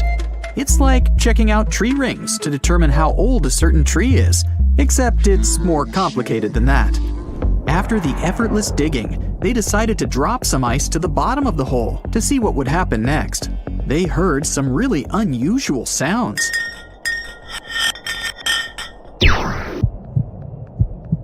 It felt like being on a spaceship traveling through a bunch of obstacles with many rocks smashing into each other. The pitches changed over the quick descent of the block of ice, ranging from high pitch and ending with a low heartbeat-like sound. The scientists were puzzled when they first heard this and dropped some more ice, only to find out that the same type of sounds were being produced, just in different variations. They couldn't tell what was down there, and, more importantly, why these kinds of sounds were produced. Antarctica boasts quite a few volcanoes, many of which are under super thick sheets of ice. Scientists discovered 91 volcanoes and claimed there could be more, potentially making it the most extensive volcanic region in the world. While they were doing regular scientific research, they came across many unmistakable large cone-shaped figures underground. Some were as deep as 2 miles in the ice. Some of the peaks were over 3,000 feet tall and dozens of miles across. But on the surface, it's as plain as a sheet of paper. They may have dropped that block of ice inside an actual volcano that they were standing on, but it's unlikely. Even though the underground volcano presence was discovered by accident, there's a small chance they were actually standing on one where they had their workstation set up. It's more likely that they worked in an area where studying ancient climates is easier and less dangerous than other places. They collect ice samples and study them in a lab. It's like discovering a prehistoric insect embedded in amber millions of years ago when dinosaurs used to roam the land. But instead of little bugs, scientists study ancient dust, air bubbles, sea salts, volcanic ash, and anything else that may have come from the environment. They can practically tell how the climate was during that time. These ice samples might show that Antarctica's western ice sheet melted when the Earth's climate warmed up. If it did, then it's likely to happen again. That would mean sea levels rising, affecting coastal cities and small remote islands. But scientists aren't sure it's true, despite some evidence to back it up. The process of studying ice samples can take a week or even a year, depending on what they find. They crush or melt the sample bit by bit. And like those tree rings, the deeper the layer, the further we go back in time. In order to study ancient bubbles trapped in ice, researchers have to crush the samples under a vacuum hood to keep the air out while extracting the air and putting it in vials. There are various instruments and devices to study the ice samples, but because it's so sensitive to damage, each measurement must be in a clean room setting so that nothing gets compromised. The scientists have to wear proper bodysuits and many layers of gloves and constantly get ventilated. Even something as tiny and insignificant as a fingerprint can ruin a sample. They look for certain patterns to see changes in the atmosphere's composition and temperature. But dropping a few blocks of ice down a hole wouldn't be so bad. The reason why it made such a peculiar sound is the same reason why a moving car sounds different when it's honking than when it's stationary. The scientific word for it is the Doppler effect. It's an obvious change in the frequency of a wave with respect to an observer who is moving relative to the wave source. The effect doesn't mean the frequency of the sound changes, it just shifts. And this can be said about other types of waves, like water and light. But sound waves are the most popular ones when it comes to the Doppler effect. So, when the scientists dropped the ice block down the bottom of the hole, the sound waves traveled back up and bounced around the narrow tube where they drilled. That's why they got the pew pew sound. Let's not forget that this ice block traveled 450 feet beneath us. Oil ships dig holes in the oceanic crust that go thousands of feet beneath the Earth. The Kola Super Deep Borehole in Russia is the deepest hole ever made by humans. It goes more than 40,000 feet below the surface and took almost 20 years to reach 7.5 miles. Below it is only half the distance to the mantle. In terms of the whole Earth, this very deep hole is literally scratching the surface.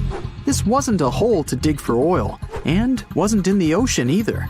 The drilling was stopped in 1992 when the engineers found out that the temperatures were 100 degrees Fahrenheit higher than they predicted. And then it was abandoned, and it's just been a barren hole now. But that's the closest we've dug to the center of the planet. The scary thing is that some of the workers on the site could hear voices coming from within. All the way in Yemen, an ancient hole exists in Barhout, in the east of the country in the middle of the desert. It's actually closer to Oman than to the capital Sana'a. This hole has puzzled experts and locals. Unlike the holes in Russia and Antarctica, this wasn't man-made. Or was it? It's been around for many years, and the locals try to steer away from it. They don't even like talking about it, since they claim it brings bad luck to those around it, or to whoever utters its name. They claim it was created as a prison for spirits, but many rule that out. The hole is 98 feet wide and somewhere between 330 to 650 feet deep. You can also hear strange sounds coming from the inside. But according to some scientists, the well has little to no ventilation and barely has any oxygen down there. So it's unlikely that anyone or anything lives down there. The Challenger Deep in the Mariana Trench caught some low-pitched grumble sounds in March of 2016. Some of these grumbles were followed by screeches. They caught these sounds in a span of weeks, using a titanium-encased microphone so that the immense pressure of the lowest point on Earth wouldn't crush it. They had to lower it slowly as well, since it's 1,000 times the atmospheric pressure at sea level. For 23 whole days, the microphone recorded typical sounds of whales passing by and boats sailing across from above, and even rumbles of nearby earthquakes, but they still couldn't determine what caused those initial sounds. The researchers couldn't understand if the noise from the bottom of the Mariana Trench was caused by humans or was natural. They also wanted to know if these sounds affected marine life, like dolphins and whales that rely on echolocation. They still can't figure it out, but scientists estimate that the ocean is about 10 times noisier than it was 50 years ago. With technological developments in shipping, submarines, and underwater construction, the ocean will only get louder with time. Northern lights come with sounds, which nobody talks about.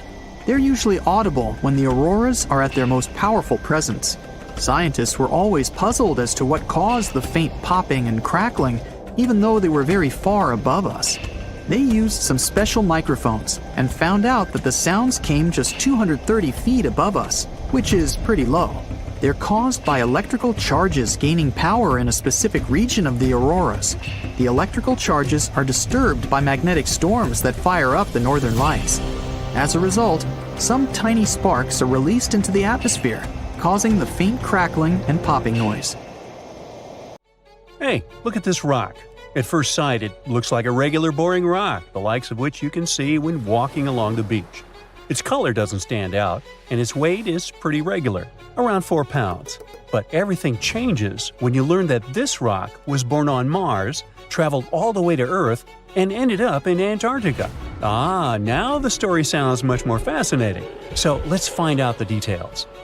Researcher Roberta Score, who worked on the ANSMET project, which stands for Antarctic Search for Meteorites, of the Denver Antarctic Program, found this meteorite in 1984. If you want to decipher the name of the space traveler, I can help you. It comes from the place where the scientists spotted it, the Allen Hills of Antarctica, hence ALH. And then we've got the year of the discovery and the number of the sample. If you think that Roberta picked up the rock and exclaimed something like, "Woohoo, I'm holding a chunk of Mars," I'll have to disappoint you. At the very beginning, it was totally unclear where the meteorite came from. And one thing confused researchers even more. The meteor was very different from other meteorite groups found on our planet. Okay, but then how did they finally figure out it was a visitor from Mars? All thanks to traces of gas similar to those that make up the atmosphere of the red planet. We learned about its composition thanks to the brave Viking lander that carried out the necessary analysis in situ in 1976. Anyway, back to our rocky discovery.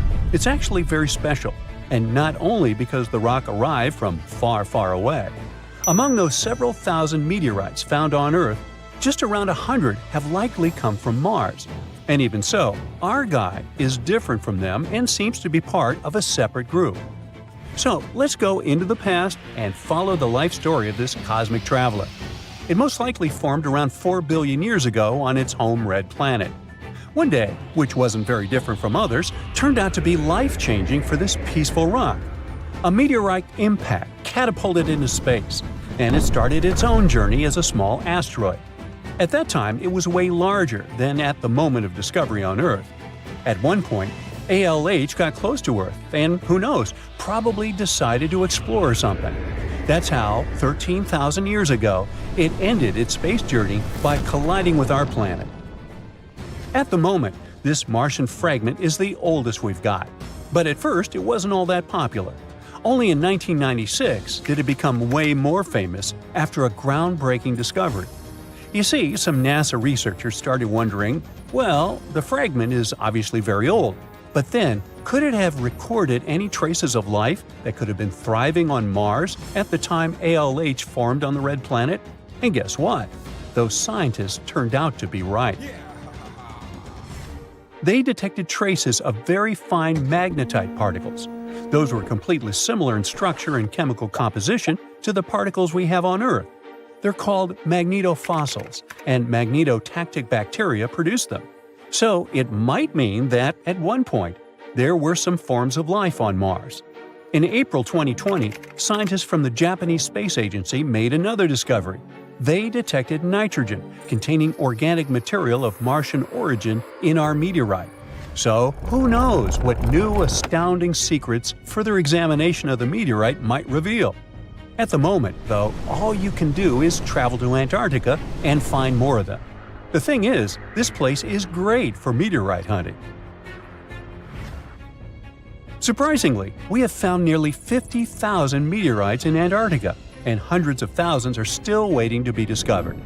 Each of these space rocks can tell us a story of the evolution of the solar system. For example, the very first lunar rock found on the icy deserted continent proved that chunks of space objects larger than asteroids can also end up on Earth. So, let's say you got inspired and decided to go meteorite hunting all the way to Antarctica. Well, get ready for some serious challenges. Despite their potential abundance, finding space rocks isn't as easy as it might seem. You'll have to visit remote areas, and there's still no guarantee that you'll be able to spot a meteorite. And that's actually a huge problem. Meteorites are vanishing from sight. Currently, scientists find about 1,000 meteorites in Antarctica each year. But according to a new study, about 5,000 more get hidden out of sight every year. The culprit is warming temperatures. Worried scientists created a model that could help them figure out where those meteorites might surface. This model was quite complicated, taking into consideration snow cover, surface temperature, the speed at which ice flows, and even the steepness of the terrain. After that, they ran simulations under various warming scenarios. It turned out that meteorites indeed sank out of sight as temperatures rose. To say that the researchers were upset is obvious. They didn't expect that climate change would affect their work so much. Even though those areas are below freezing, people still managed to ruin a crucial archive of the solar system. But let's get back to your meteorite hunt. If you want your chances to find one to be higher, travel to the base of mountains or outcrops where ice, which usually flows to the lower ground, is forced to move upward. But make sure to take your windbreaker with you. In those places, powerful winds brush away snow, exposing bright, vivid blue ice. Instead of melting, this ancient ice can change directly into water vapor, and it helps expose meteorites that would otherwise remain hidden. You need to hurry though. Meteorites at the surface disappear quickly. Even when temperatures are well below freezing, the rocks can still absorb some of the sun's heat and melt the ice. It's like they're creating underground, or shall I say under ice, tunnels for themselves, sinking and hiding from sight. Sometime later, refreezing closes the entrance to those tunnels, effectively trapping meteorites inside, tucked out of sight. Now, science meteorites. They're focusing on meteorite stranding zones. Those are places where meteorites often gather on the surface because of specific features of geology, ice flow, and climate conditions. As you already know, you can find meteorites on blue ice without snow cover. This makes meteorites easy to spot. But finding such hotspots is often pure luck. Or you gotta sit day and night, scouring maps and satellite images in attempts to spot blue ice zones near research stations. Let me introduce Veronika Tolinov, a glaciologist, and her team. They've taken things to the next level by developing a smart Antarctic-wide map. To do it, they've used machine learning and satellite data from NASA, the Canadian Space Agency, and others. This map highlights areas where meteorites might be hiding based on past finds and all kinds of climate and ice data. Apparently, the best places to find meteorites are along the edges of the continent and near mountains with blue ice. Unfortunately, it's not just the blue ice that matters. The temperature and speed of the ice flow are also super important. For example, if the ice flows too quickly, meteorites get swept away before they can accumulate. So, if you want to find a meteorite, you have to wait for very precise conditions. The surface temperature has to stay below 16 degrees Fahrenheit almost all the time, Otherwise, meteorites sink. You can start with the Allen Hills region. Yup, that's where our ALH friend was discovered. This area is kind of a meteorite gold mine with more than 1,000 finds. But there are even more promising places, like the Fimbulheimen Mountains, and no one has searched there yet. You might be the first. In any case, with this new map, researchers developed a where-to-go index that ranks the best meteorite hunting spots, making future field trips much more targeted. And with plenty of blue ice regions still unexplored, there are tons of meteorites just waiting to be found. So, what are you waiting for? Antarctica, a snowy world of about minus 46 degrees Fahrenheit, covered in ice for millions of years. But it wasn't always this way.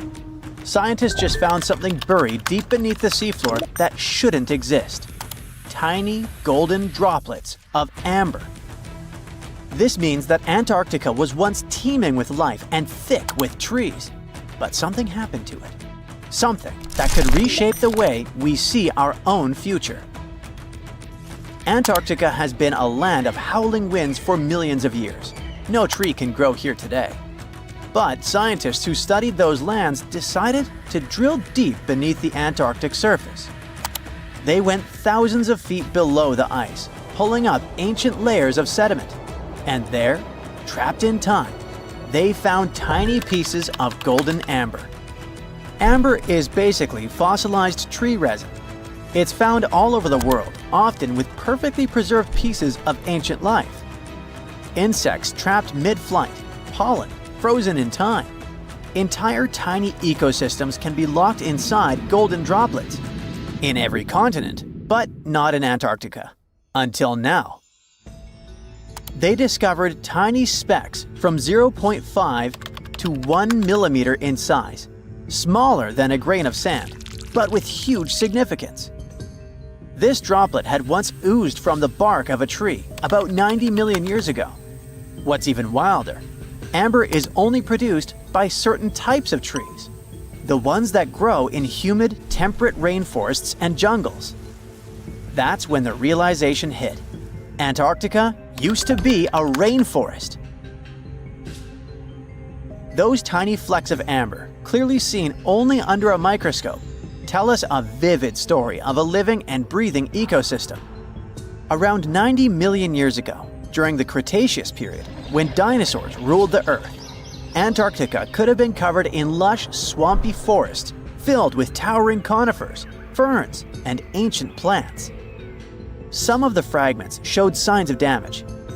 That means the trees that produced them had been injured, perhaps by wildfires or parasites. Though despite that, and despite the fact it spent millions of years on the seafloor, this amber was almost perfectly preserved. Solid, transparent, and free of cracks. Normally, amber buried under extreme pressure and heat just crashes over time.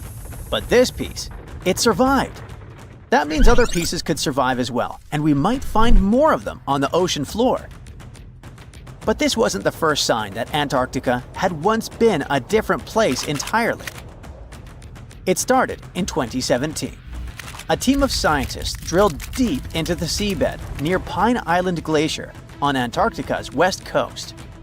They pulled up sediment cores, long cylindrical samples of Earth that had been buried for millions of years. And it was insane. Inside these layers they found fossilized roots, pollen, spores, traces of an ancient forest that had once thrived here. And that's exactly what they'd been studying ever since then. In order not to damage anything, they had to spend years of hard work, breaking down the sediment into thousands of tiny pieces and scanning them all under fluorescent microscopes. The same team also found another piece of the puzzle back in 2020.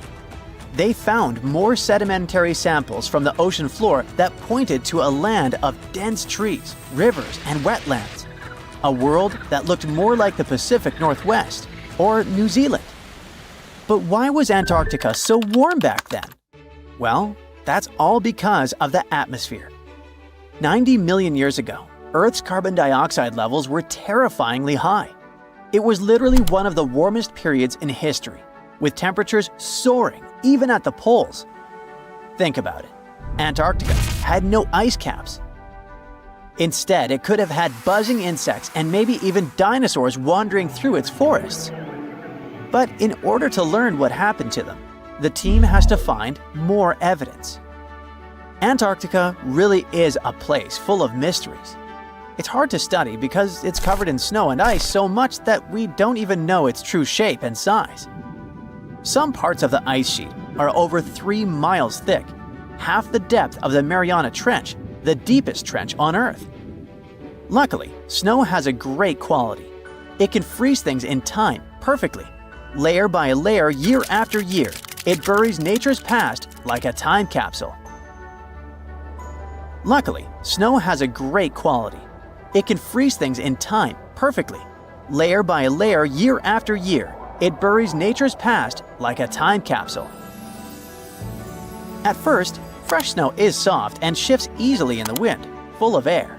But as more snow piles on top, it compresses, squeezing out the air pockets and hardening into dense ice. This freezing pressure locks everything inside. It traps ancient plants, animals, and even entire landscapes. And they literally get frozen in time, because the extreme cold slows down decay. It stops bacteria growth, preventing rot, and keeping things almost perfectly intact for thousands, sometimes even millions of years. That's exactly what's going on in Antarctica. Scientists have to literally scan it all the way down this snow in order to find what this place looked like millions of years ago. What they found is an entire lost world buried under miles of ice. It was beneath the thickest ice of East Antarctica, near the Aurora and Schmidt subglacial basins. The weight of the ice has been so immense for so long that it actually protected the land from erosion. Scientists call it the ghost of Antarctica's landscape, and it's nothing like the smooth, flat wasteland seen from above. They found rivers that once flowed freely, now frozen in place, valleys carved by water, even 3 massive, sharply peaked hills. But what are they? To understand that, we need to go even further back in time, to the era when Antarctica was still part of a lost supercontinent. Hundreds of millions of years ago, the land we now call Antarctica was part of Gondwana, an enormous supercontinent that included South America, Africa, India, Australia, and Antarctica all fused together. But as Earth's tectonic plates slowly drifted apart, Gondwana broke into pieces. Antarctica was ripped apart, its land stretched and fractured. The massive ice sheets that formed later covered these broken land masses, preserving them like frozen fossils. As the ice shifted and melted over time, valleys formed, and ancient rivers likely carried water toward a coast that was hundreds of miles away from where it is now. But that's not the only thing Antarctica has hidden. If you stripped away the ice, you wouldn't see a smooth, empty continent. You'd see a super dramatic landscape, towering mountains, deep valleys, even fiery volcanoes. In West Antarctica, at least 138 volcanoes are buried under the ice. One of them, Mount Erebus, is still active. And inside, it has warm volcanic caves where you could walk in a t-shirt. Oh, and if it wasn't weird enough, Erebus is also spewing out gold. Yep, the actual tiny specks of gold from deep within the Earth. Scientists believe this happens because magma, the superheated semi-molten rock beneath the Earth's surface, carries liquid gold with it as it rises. Every single day, Erebus releases about 0.2 pounds of it. That's worth around $6,000 per day. In a year, that adds up to 64 pounds, or more than $2 million, floating into the sky. Unfortunately, before we grab shovels, we gotta remember that those are just microscopic particles. They're often smaller than 60 micrometers, thinner than a human hair. Not even mentioning that they're scattered around up to 620 miles away from the volcano itself. Finding them is nearly impossible. But that just shows that even in such a harsh place that looks just like a white desert, there are still many fascinating mysteries to discover. For example, somehow, life still clings there. In 2017, scientists drilled deep beneath the ice of the Ross Ice Shelf looking for water, but they found something fantastic instead. A river hidden beneath 1,640 feet of ice, running through the dark. And inside it, hundreds of tiny shrimp-like creatures. They swarmed around the camera, blocking the lens, welcoming the scientists. In deep caves beneath the ice, DNA evidence has also shown traces of moss, algae, and possibly even unknown tiny animals. So, turns out, even in one of the harshest places on Earth, life finds a way. And who knows what else we'll discover in the South Pole?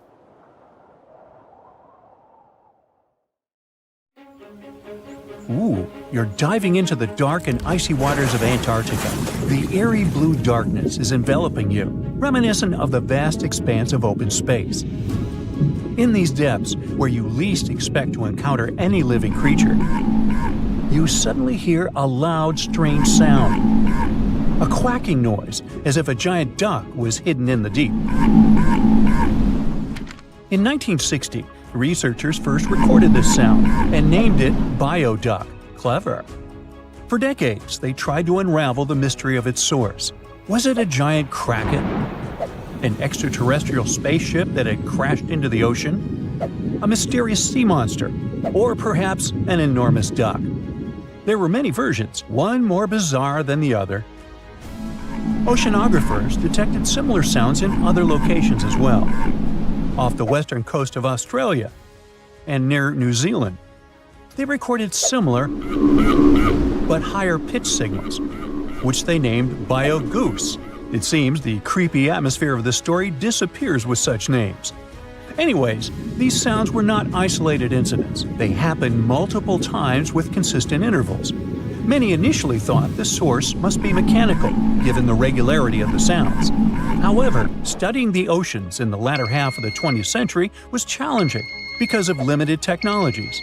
Nevertheless, scientists persisted in collecting data on bioduck and biogoose, driven by their insatiable curiosity. As more data accumulated, so did the theories. But scientists eventually uncovered the mystery. Bioduck turned out to be a form of communication with a biological origin. When researchers analyzed the repeating sounds, they noticed that the signals never overlapped. One source would speak while the others remained silent, suggesting a form of communication. The question remained, which ocean creature possessed such an extraordinary method of communicating through varied frequency sounds? The answer, as many have guessed, is whales. Scientists compared the bioduck sound from Antarctica with the calls of minke whales and found striking similarities. The biogoose sounds from the waters off Australia and New Zealand likely belong to other species or very young minke whales. This discovery, however, only deepened the mystery. What purpose did these sounds serve? Were the whales discussing their dinner plans, laughing at the humans recording their voices, or perhaps sharing deep insights about the universe? The possibilities were endless, but the most astonishing revelation was that humans might one day learn to communicate with these magnificent creatures. Communicating with whales is no longer a far-fetched idea. Scientists from the University of California have already established contact with a humpback whale named Twain. In a groundbreaking experiment, researchers conducted a 20-minute conversation with the marine mammal. Here's how they did it. The specialists went on a marine expedition to the coast of Alaska, where they recorded the sounds of a group of humpback whales. Then they played these sounds through speakers, sending the signals back into the ocean. The recorded sounds resembled a greeting, like, "Hey, what's up?" but in the whale language. These greetings are used by whales to call each other or indicate their location. Now, soon after sending the signals, the researchers received a response. Twain approached the boat, circled it, and replied with a "hey" of its own. This marked the beginning of the first ever human-whale conversation. For 20 minutes, The scientists sent 36 signals to Twain, and each time the whale responded. Moreover, it waited for time intervals before answering.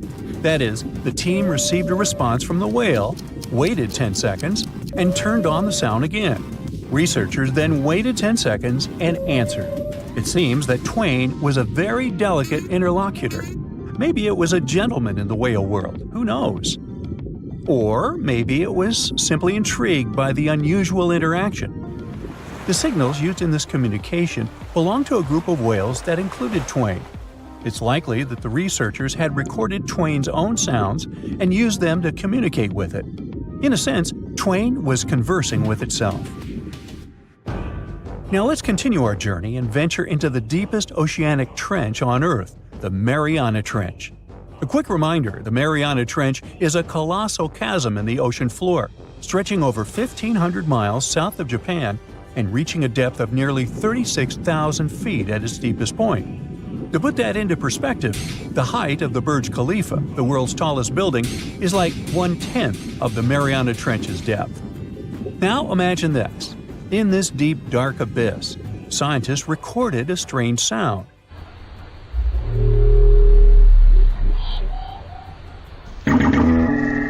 Unlike bioduct, this sound resembled something from a science fiction movie, a low rumble, followed by a metallic ping, reminiscent of the sounds made by spaceships in sci-fi movies. Researchers named this mysterious phenomenon biotwang noises. Scientists first detected this strange sound in 2014 during an acoustic survey of the Mariana Trench, and they quickly identified its source: whales, specifically Bride's whales. Using artificial intelligence, researchers analyzed around 200,000 hours of audio recordings from the ocean and found matches with a group of Bride's whales. Like other animals, these whales use sounds as a form of communication. Now, did you know what else was found at the bottom of the Mariana Trench? A plastic bottle. It's unlikely it was done by a kraken or a whale or some type of monster. Everything is simpler here. The bottle ended up there because of a human. But that's a topic for another video. Okay, let's deal with one more sound. No whales this time, just a mysterious sound in the loneliest place on Earth. This place is called Point Nemo, and that's why it's so lonely. Located in the South Pacific Ocean, Point Nemo is the most remote spot from any land. The nearest island is 1,450 nautical miles away. It's about the same long distance from land in all other directions. Moreover, here, there's almost no marine life, since few water currents reach this spot, and therefore few nutrients are supplied. In a sense, it's a water desert. And so, in 1997, oceanographers recorded a very strange and frightening sound coming from the depths in the area of Point Nemo.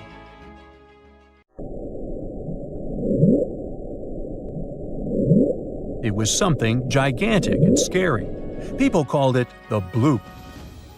As soon as journalists found out about this phenomenon, people around the world began to invent the most fantastic versions. The most popular of them was that the sound source was a giant sea monster, kraken, or some other creature. The hype around the bloop didn't last very long. Scientists managed to find out the nature of the mysterious noise. It turned out it belonged to an iceberg. When they crack and collapse, they create powerful ultra-low frequency sounds that can be heard from a very long distance. To confirm this version, scientists recorded the sounds of other icebergs and heard something similar to the bloop. Oh, by the way, Point Nemo is so lonely that space agencies drop out-of-service satellites here. Space objects just fall in the water. There's a 99% chance that no animal or human will be harmed by falling debris in this lonely place.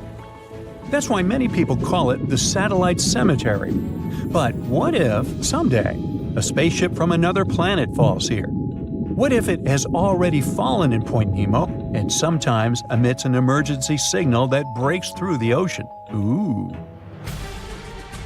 All the mysteries you have heard have already been solved. How about we end this video with a mystery that still baffles scientists? Meet Upsweep.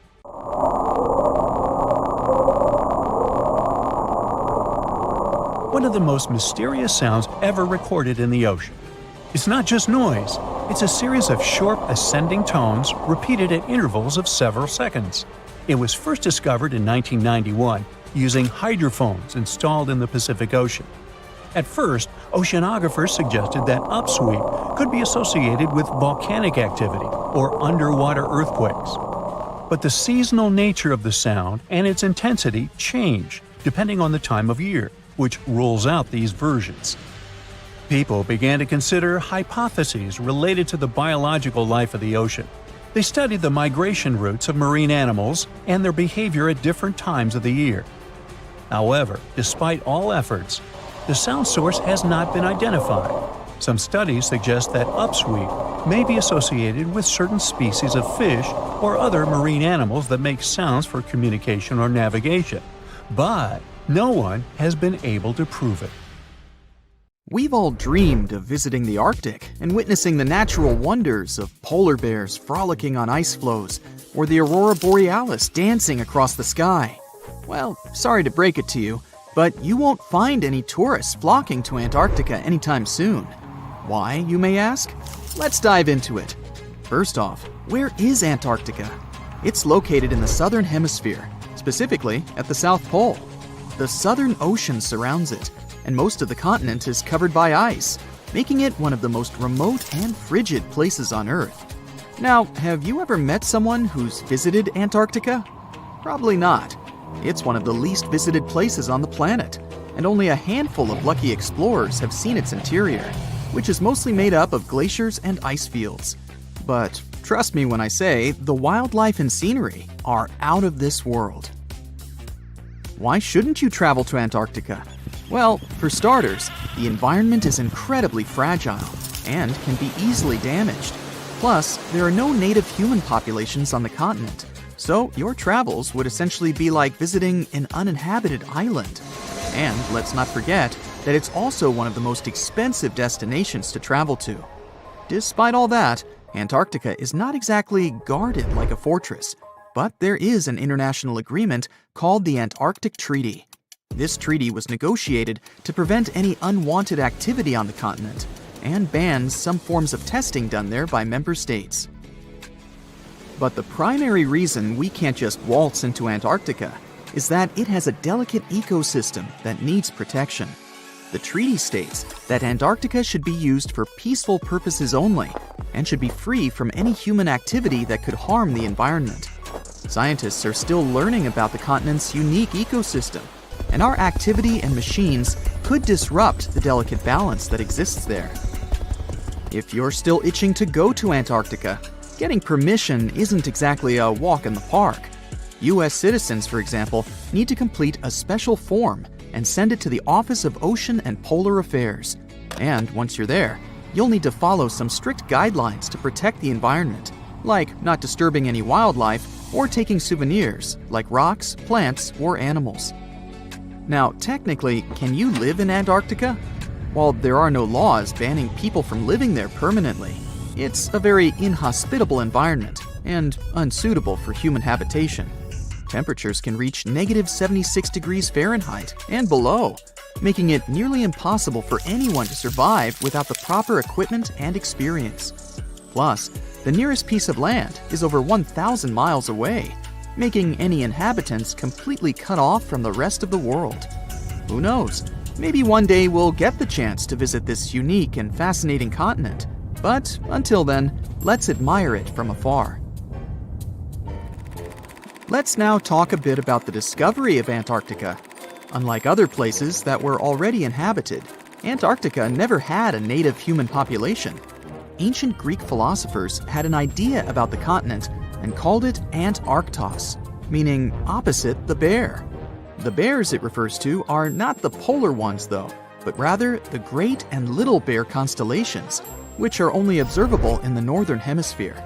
As a result, the term signifies the opposite of the land of the bear.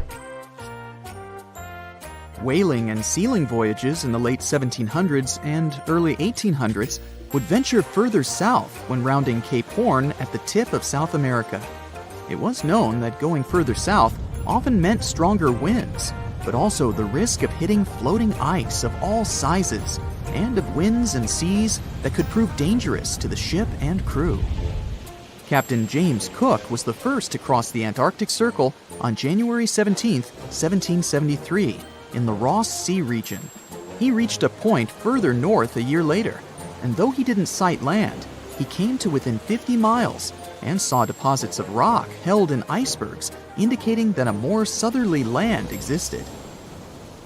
The first sighting of Antarctica is widely acknowledged to have taken place in January of 1820, during the voyage of two ships under the command of Captain Fabian Gottlieb von Bellingshausen, as part of a 2-year exploratory expedition around the world to discover new lands. The captain's ships were the first to have crossed the Antarctic Circle since Cook. The first undisputed landing on Antarctica didn't happen until much later, on January 24, 1895, at Cape Adare during the whaling voyage of the ship Antarctic, led by Henrik Bull. A small boat with 6 or possibly 7 men on board rowed ashore during calm conditions. You might not believe it, but Antarctica is actually a desert. With all that ice, you'd think it'd be like a winter wonderland with snowball fights and hot cocoa all day long. When we think of deserts, we picture camels and cacti and people struggling to find water. But in Antarctica, it's a whole different story. The struggle isn't to find water, it's to find anything that's not covered in ice. And the average rainfall has been just over 0.4 inches in the past 30 years. That's like a few drops of rain compared to what we're used to. So technically, it's not the dunes or sizzling heat that makes a desert, well, a desert. It's the lack of precipitation. But don't worry, if you ever find yourself lost in Antarctica, you won't have to worry about getting thirsty. Just make sure you bring a jacket and some mittens, because it's cold enough to make you into a popsicle. Not only is Antarctica one of the driest places on Earth, but it's also the coldest, the windiest, and the highest. Talk about overachieving.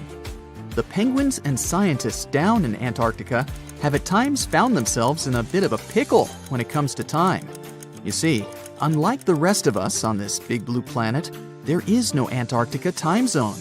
All the lines of longitude meet at a single point at the South Pole, making it a bit of a head-scratcher when trying to figure out what time it is. Now, you might be thinking, but how do the scientists and researchers keep track of time down there? Good question. They typically stick to the time zone of the country they departed from.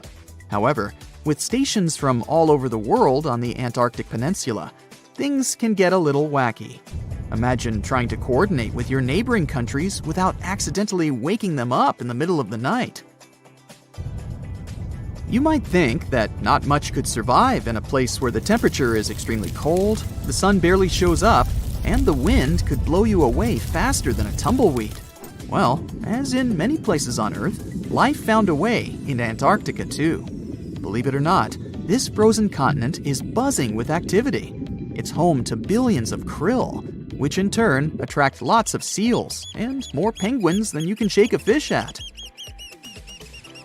But don't let their cute and cuddly appearance fool you.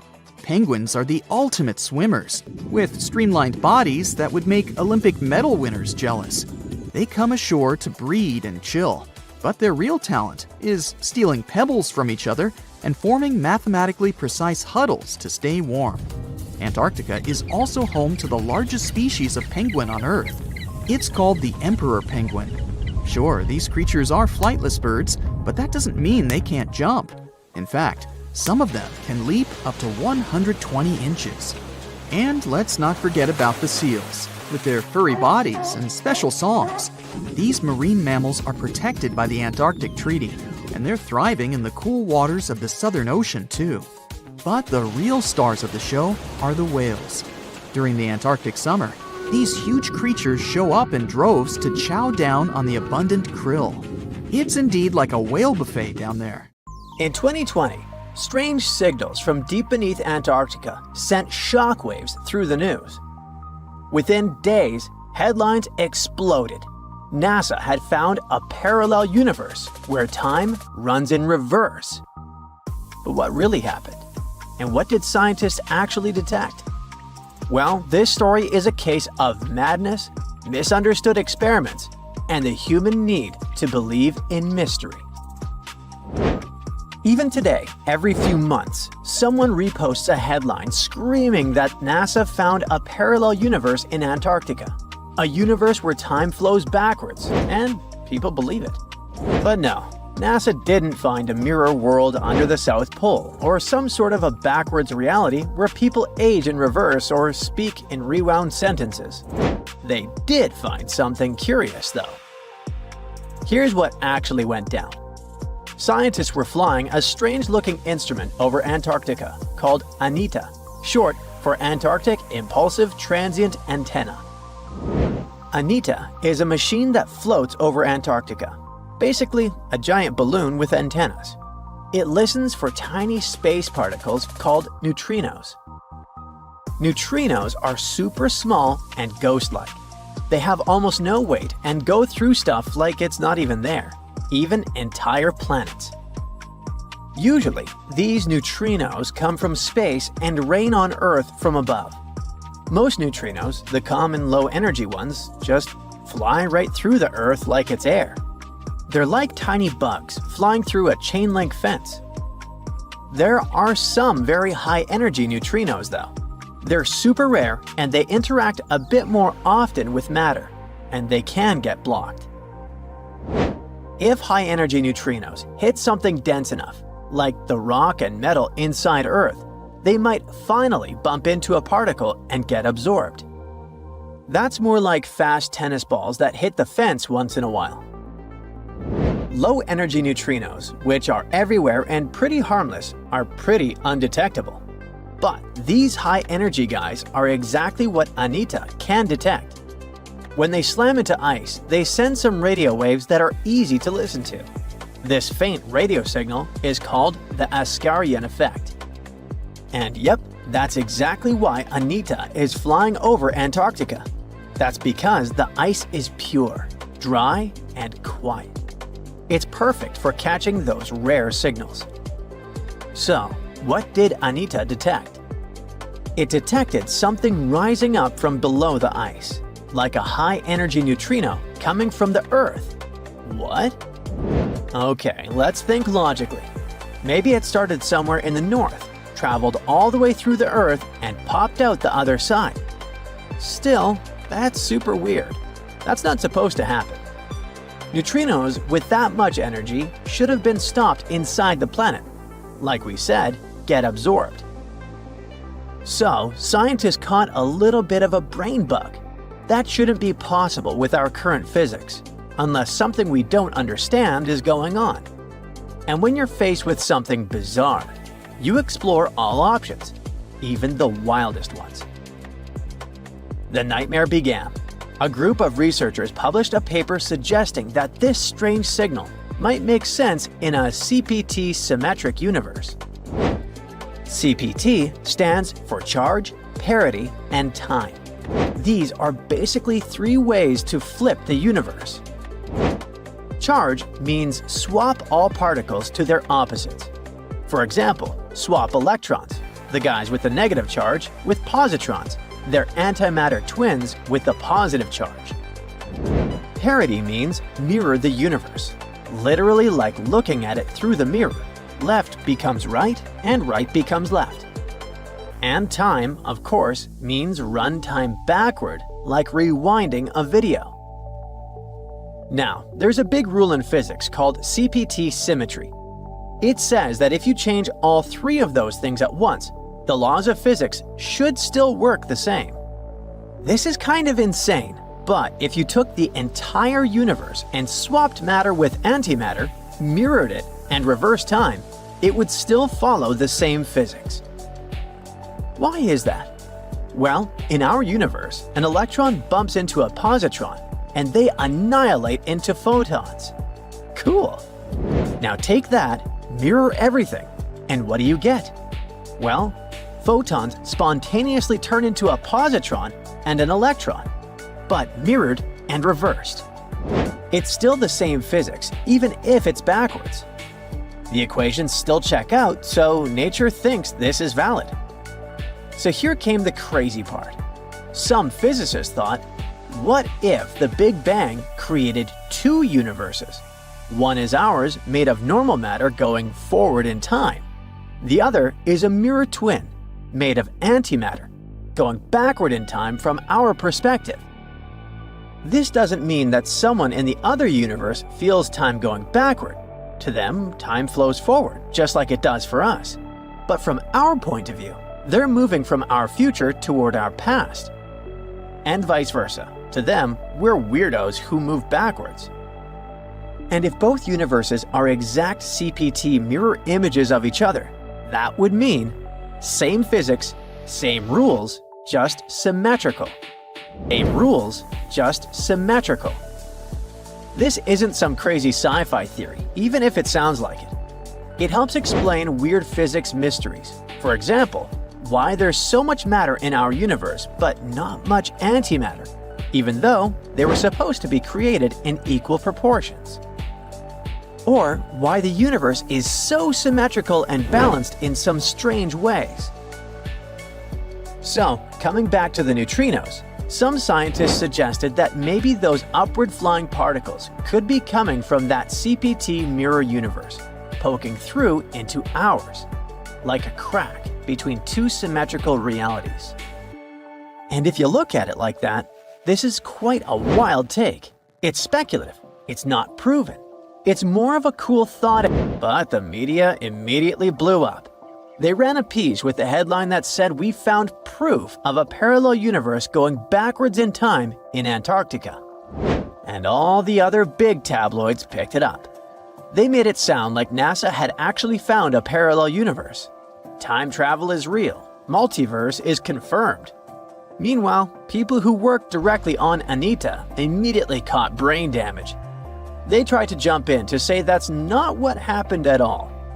They explained that the signals were unusual, yes, but there were plenty of normal explanations that didn't require rewriting the laws of physics. It could even be just an experimental error. Maybe an unusual particle behavior or gaps in how we model neutrino interactions. Of course, no one listens to experts about what experts discovered. And once an idea like that hits social media, it becomes nearly impossible to put back in the box. But that also doesn't mean that the multiverse definitely isn't real. Far from it. Physicists are still exploring the concept and assume that some of those potential universes, if they exist, could have different laws of physics.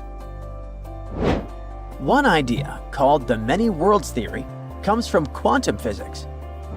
It says that every time something can happen in more than one way, like a particle moving or a decision being made, all those possibilities actually happen, but in separate universes. So there could be endless versions of reality, each slightly different, branching off from every event. Maybe in one universe, dinosaurs never went extinct. Maybe in another, you never sent that embarrassing text. Another theory is called the bubble universe theory. After the Big Bang, the universe expanded incredibly fast in a process called inflation. Some scientists think that inflation never fully stopped and is still happening in some regions. That would mean new bubble universes are constantly forming, each with its own version of physics. Our universe would just be one bubble in a giant cosmic sea of others. The third idea is about shadow matter. Dark matter is invisible, but its gravity affects the universe. Some scientists think it could be made of particles similar to the ones that make up regular matter, but they're just hidden from us. This mirror, or shadow matter, could form entire invisible galaxies and even life, all existing right alongside us.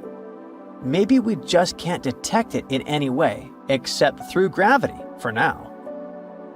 But in physics, all of those are just theories, mathematical possibilities. We have no direct evidence that it's real. If we ever find one, though, let's now hope it won't be the boy who cried wolf scenario.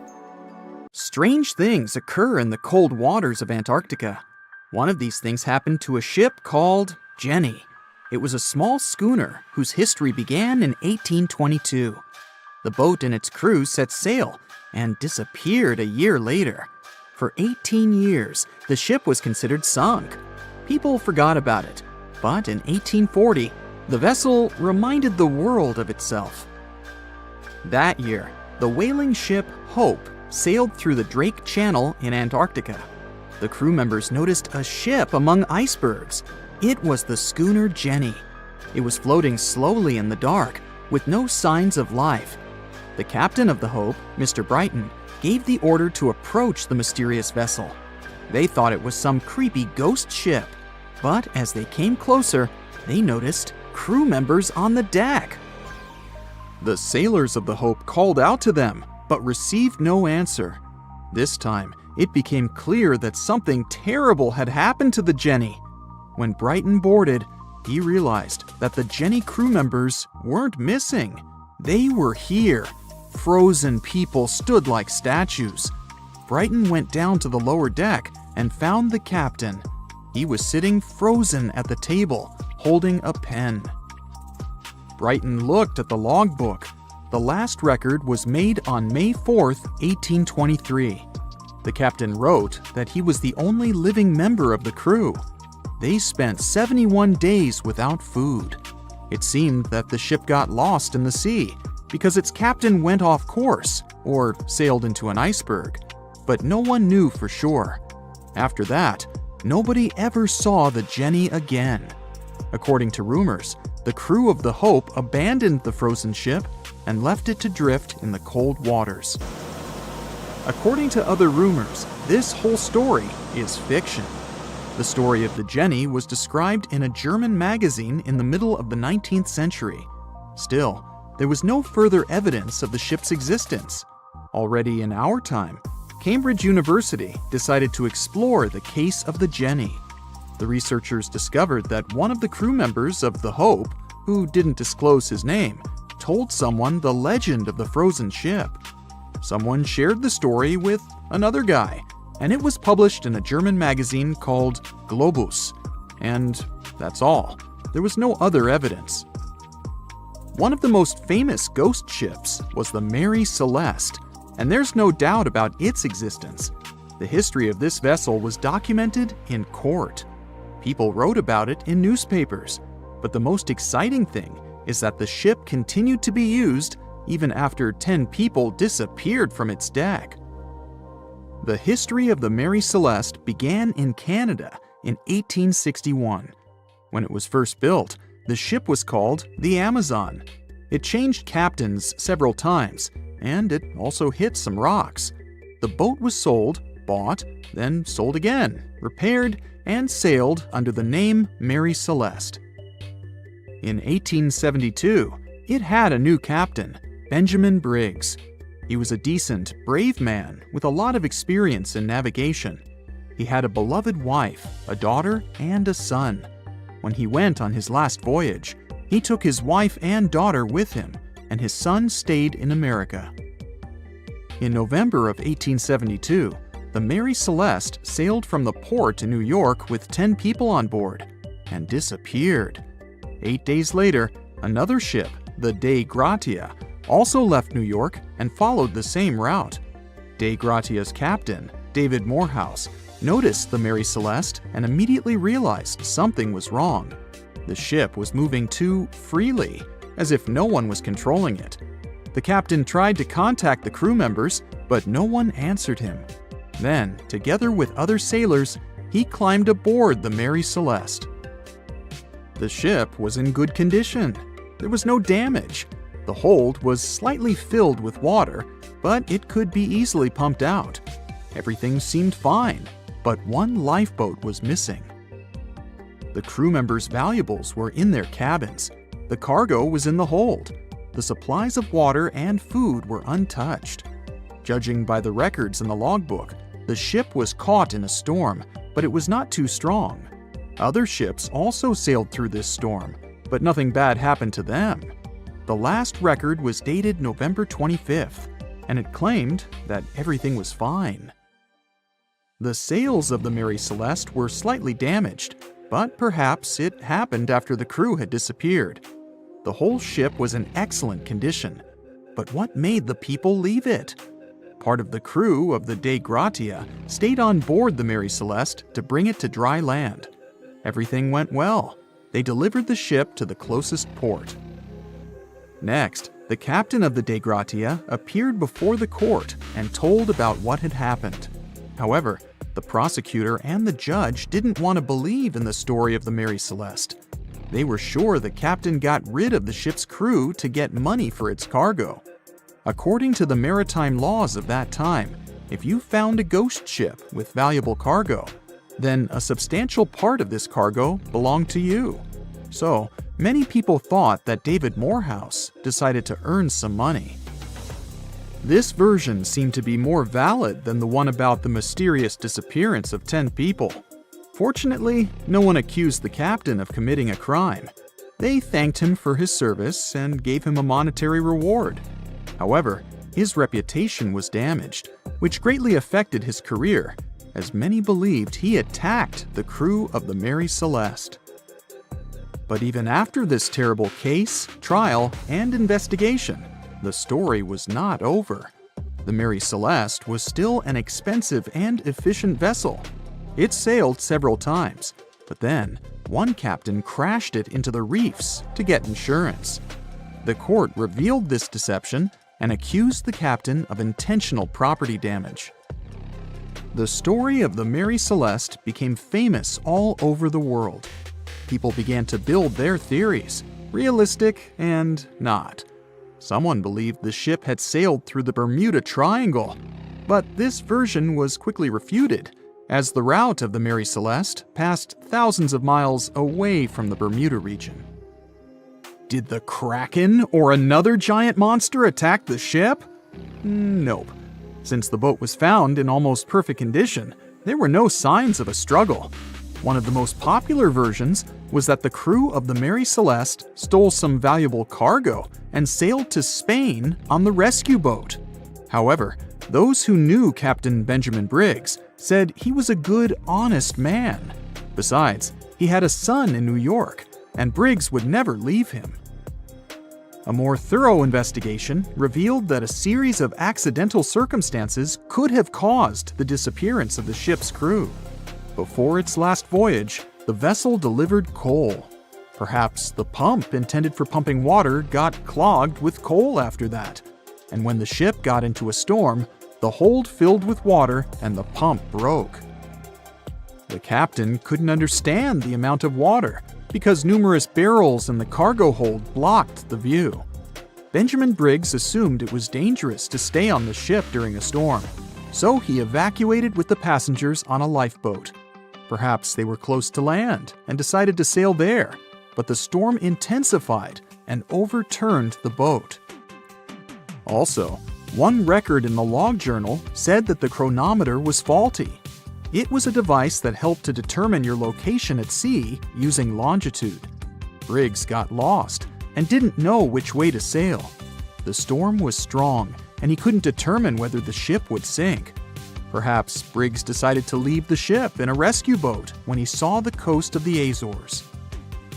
The uniqueness of this ghost ship case is that, unlike many others, you can investigate it yourself.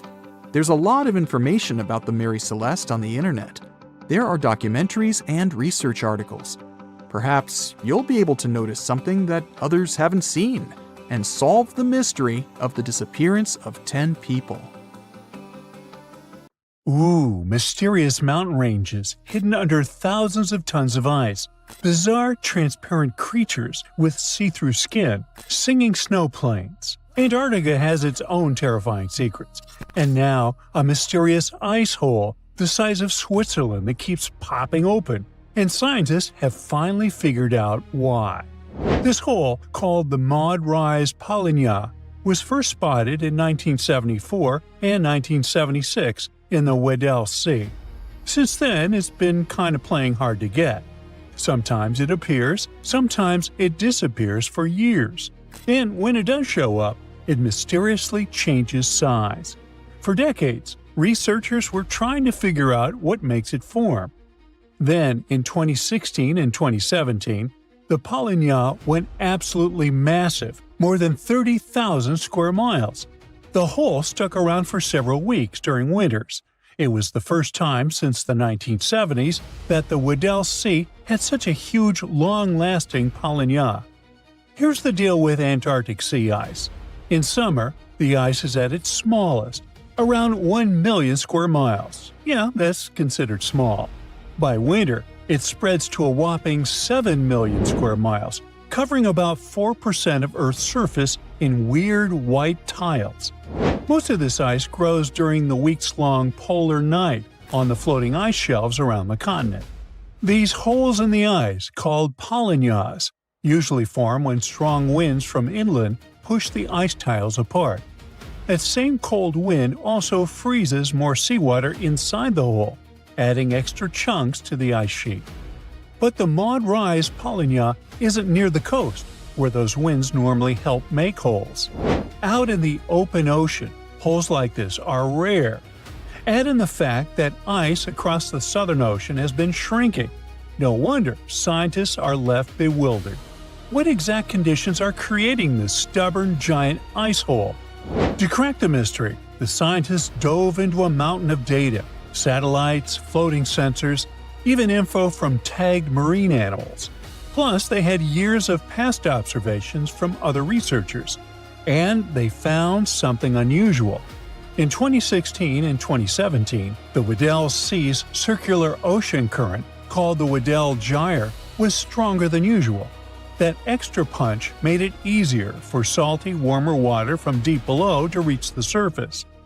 The Maud Rise Polynya sits above an underwater mountain called Maud Rise.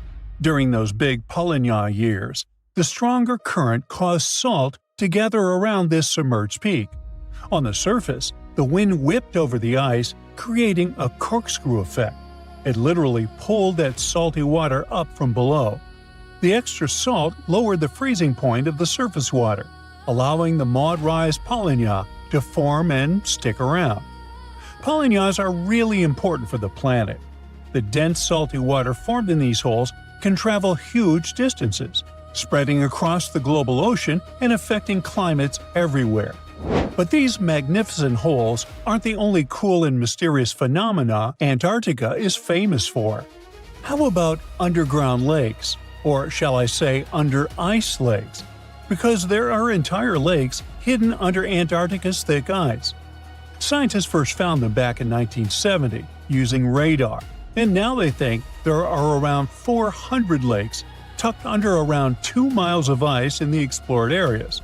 These lakes likely formed after Antarctica broke off from Gondwanaland, the ancient supercontinent.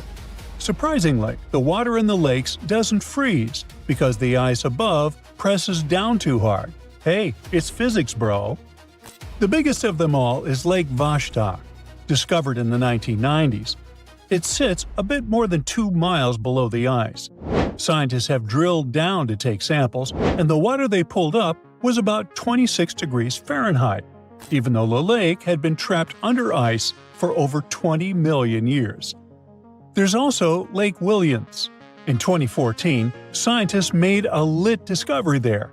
They found a thriving colony of microorganisms nearly a mile under the ice. Those tiny creatures never saw sunlight or fresh air. Instead, they used methane and ammonium as energy to grow. Another marvel hides in plain sight in the McMurdo Dry Valley. It's a waterfall that looks like something straight out of a horror movie. Bright crimson water, like blood gushing from a wound in the ice, pours down 5 stories from Taylor Glacier into Lake Bonny. Ooh, spooky. But there's actually a scientific reason behind it.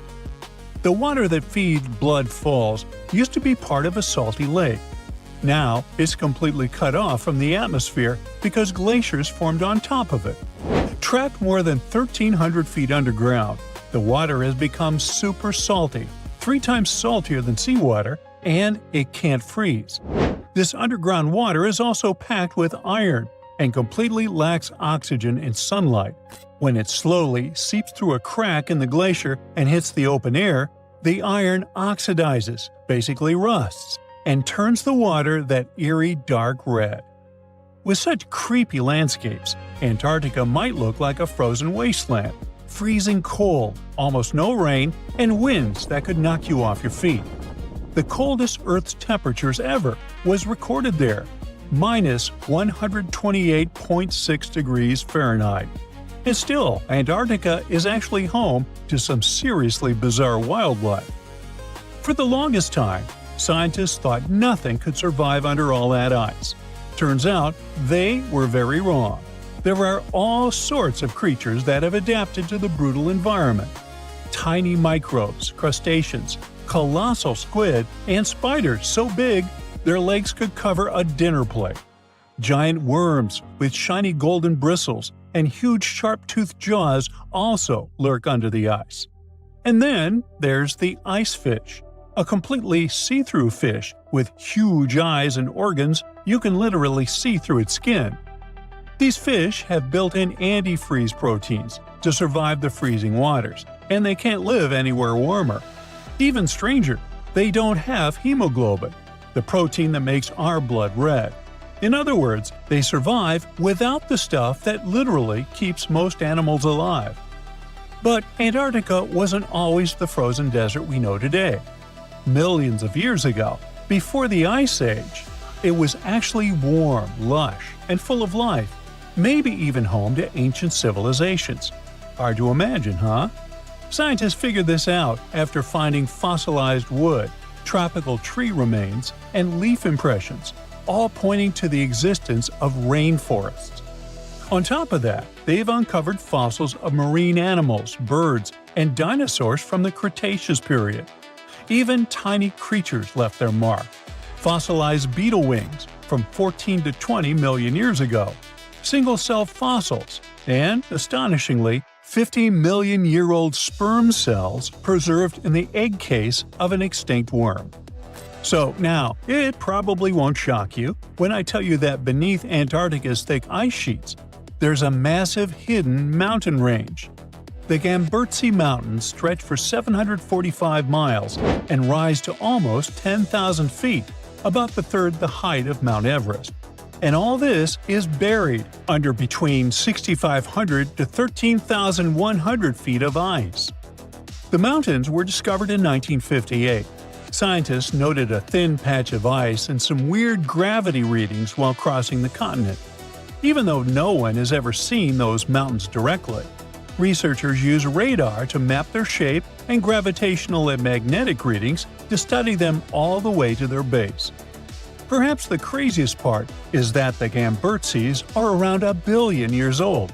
So, in theory, they should have eroded away long ago. How they're still standing is a mystery. Most scientists think a frozen mantle beneath the ice might be protecting them from erosion, keeping this ancient range intact. And finally, Antarctica has its own soundtrack. The Ross Ice Shelf, the continent's largest ice shelf, is several hundred feet thick and spreads over 193,000 square miles, roughly the size of France. And scientists have recently discovered that this massive ice slab actually sings. The eerie melody comes from wind blowing over snow dunes, which creates vibrations in the ice and a nearly continuous seismic hum. You can't hear it with your ears, but seismic sensors pick up the mournful tune. In fact, it was discovered by accident. Scientists just installed special sensors to monitor other ice behaviors. Now, even cooler, the song changes depending on what's happening on the ice. Melting, storms, and shifting snow all tweak the vibrations. Researchers are now using this haunting melody as a kind of early warning system. They listen to it in real time to track the ice shelf stability and potential collapse. In 2020, strange signals from deep beneath Antarctica sent shockwaves through the news.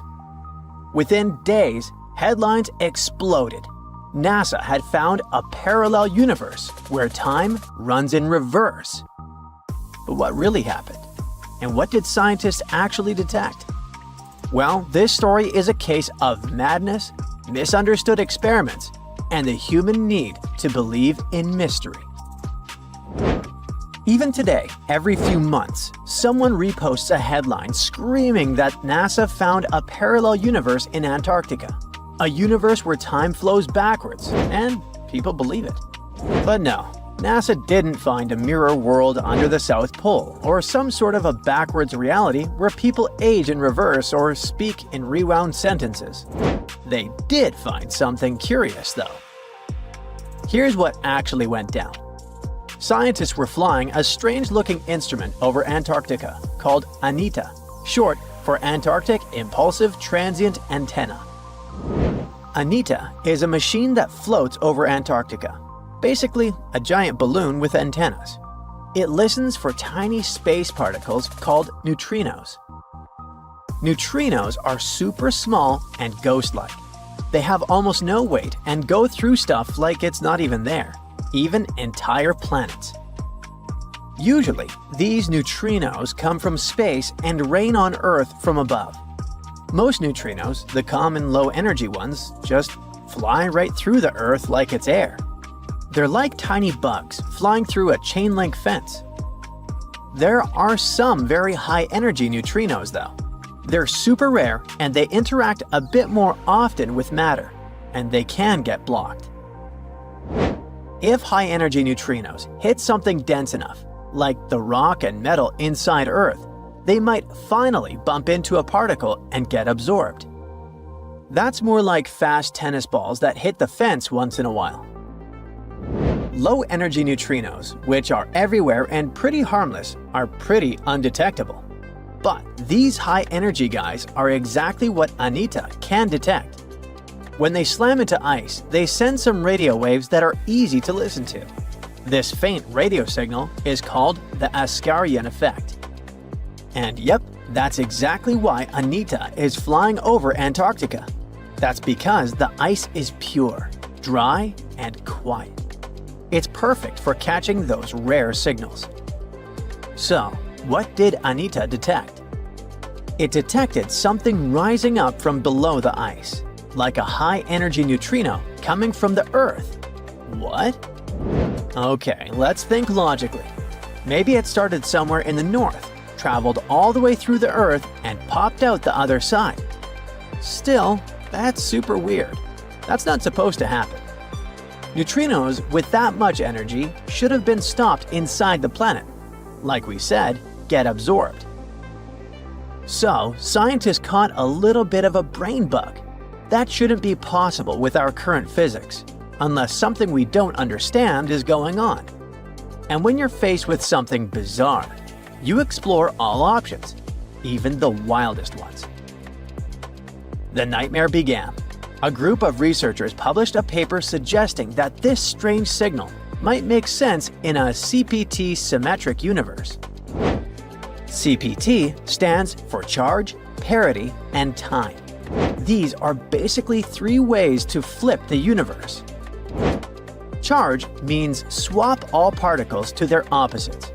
For example, swap electrons, the guys with the negative charge, with positrons, their antimatter twins with the positive charge. Parity means mirror the universe, literally like looking at it through the mirror. Left becomes right and right becomes left. And time, of course, means run time backward, like rewinding a video. Now, there's a big rule in physics called CPT symmetry. It says that if you change all three of those things at once, the laws of physics should still work the same. This is kind of insane, but if you took the entire universe and swapped matter with antimatter, mirrored it, and reversed time, it would still follow the same physics. Why is that? Well, in our universe, an electron bumps into a positron, and they annihilate into photons. Cool! Now take that, mirror everything, and what do you get? Well, photons spontaneously turn into a positron and an electron, but mirrored and reversed. It's still the same physics, even if it's backwards. The equations still check out, so nature thinks this is valid. So here came the crazy part. Some physicists thought, what if the Big Bang created two universes? One is ours, made of normal matter going forward in time. The other is a mirror twin, made of antimatter, going backward in time from our perspective. This doesn't mean that someone in the other universe feels time going backward. To them, time flows forward, just like it does for us. But from our point of view, they're moving from our future toward our past. And vice versa. To them, we're weirdos who move backwards. And if both universes are exact CPT mirror images of each other, that would mean same physics, same rules, just symmetrical. Same rules, just symmetrical. This isn't some crazy sci-fi theory, even if it sounds like it. It helps explain weird physics mysteries. For example, why there's so much matter in our universe but not much antimatter, even though they were supposed to be created in equal proportions. Or why the universe is so symmetrical and balanced in some strange ways. So, coming back to the neutrinos, some scientists suggested that maybe those upward-flying particles could be coming from that CPT mirror universe, poking through into ours, like a crack between two symmetrical realities. And if you look at it like that, this is quite a wild take. It's speculative, it's not proven. It's more of a cool thought, but the media immediately blew up. They ran a piece with the headline that said we found proof of a parallel universe going backwards in time in Antarctica. And all the other big tabloids picked it up. They made it sound like NASA had actually found a parallel universe. Time travel is real. Multiverse is confirmed. Meanwhile, people who worked directly on Anita immediately caught brain damage. They tried to jump in to say that's not what happened at all. They explained that the signals were unusual, yes, but there were plenty of normal explanations that didn't require rewriting the laws of physics. It could even be just an experimental error. Maybe an unusual particle behavior or gaps in how we model neutrino interactions. Of course, no one listens to experts about what experts discovered. And once an idea like that hits social media, it becomes nearly impossible to put back in the box. But that also doesn't mean that the multiverse definitely isn't real. Far from it. Physicists are still exploring the concept and assume that some of those potential universes, if they exist, could have different laws of physics. One idea, called the many worlds theory, comes from quantum physics. It says that every time something can happen in more than one way, like a particle moving or a decision being made, all those possibilities actually happen, but in separate universes. So there could be endless versions of reality, each slightly different, branching off from every event. Maybe in one universe, dinosaurs never went extinct. Maybe in another, you never sent that embarrassing text. Another theory is called the bubble universe theory. After the Big Bang, the universe expanded incredibly fast in a process called inflation. Some scientists think that inflation never fully stopped and is still happening in some regions. That would mean new bubble universes are constantly forming, each with its own version of physics. Our universe would just be one bubble in a giant cosmic sea of others. The third idea is about shadow matter. Dark matter is invisible, but its gravity affects the universe. Some scientists think it could be made of particles similar to the ones that make up regular matter, but they're just hidden from us. This mirror, or shadow matter, could form entire invisible galaxies and even life, all existing right alongside us. Maybe we just can't detect it in any way, except through gravity, for now. But in physics, all of those are just theories, mathematical possibilities. We have no direct evidence that it's real. If we ever find one,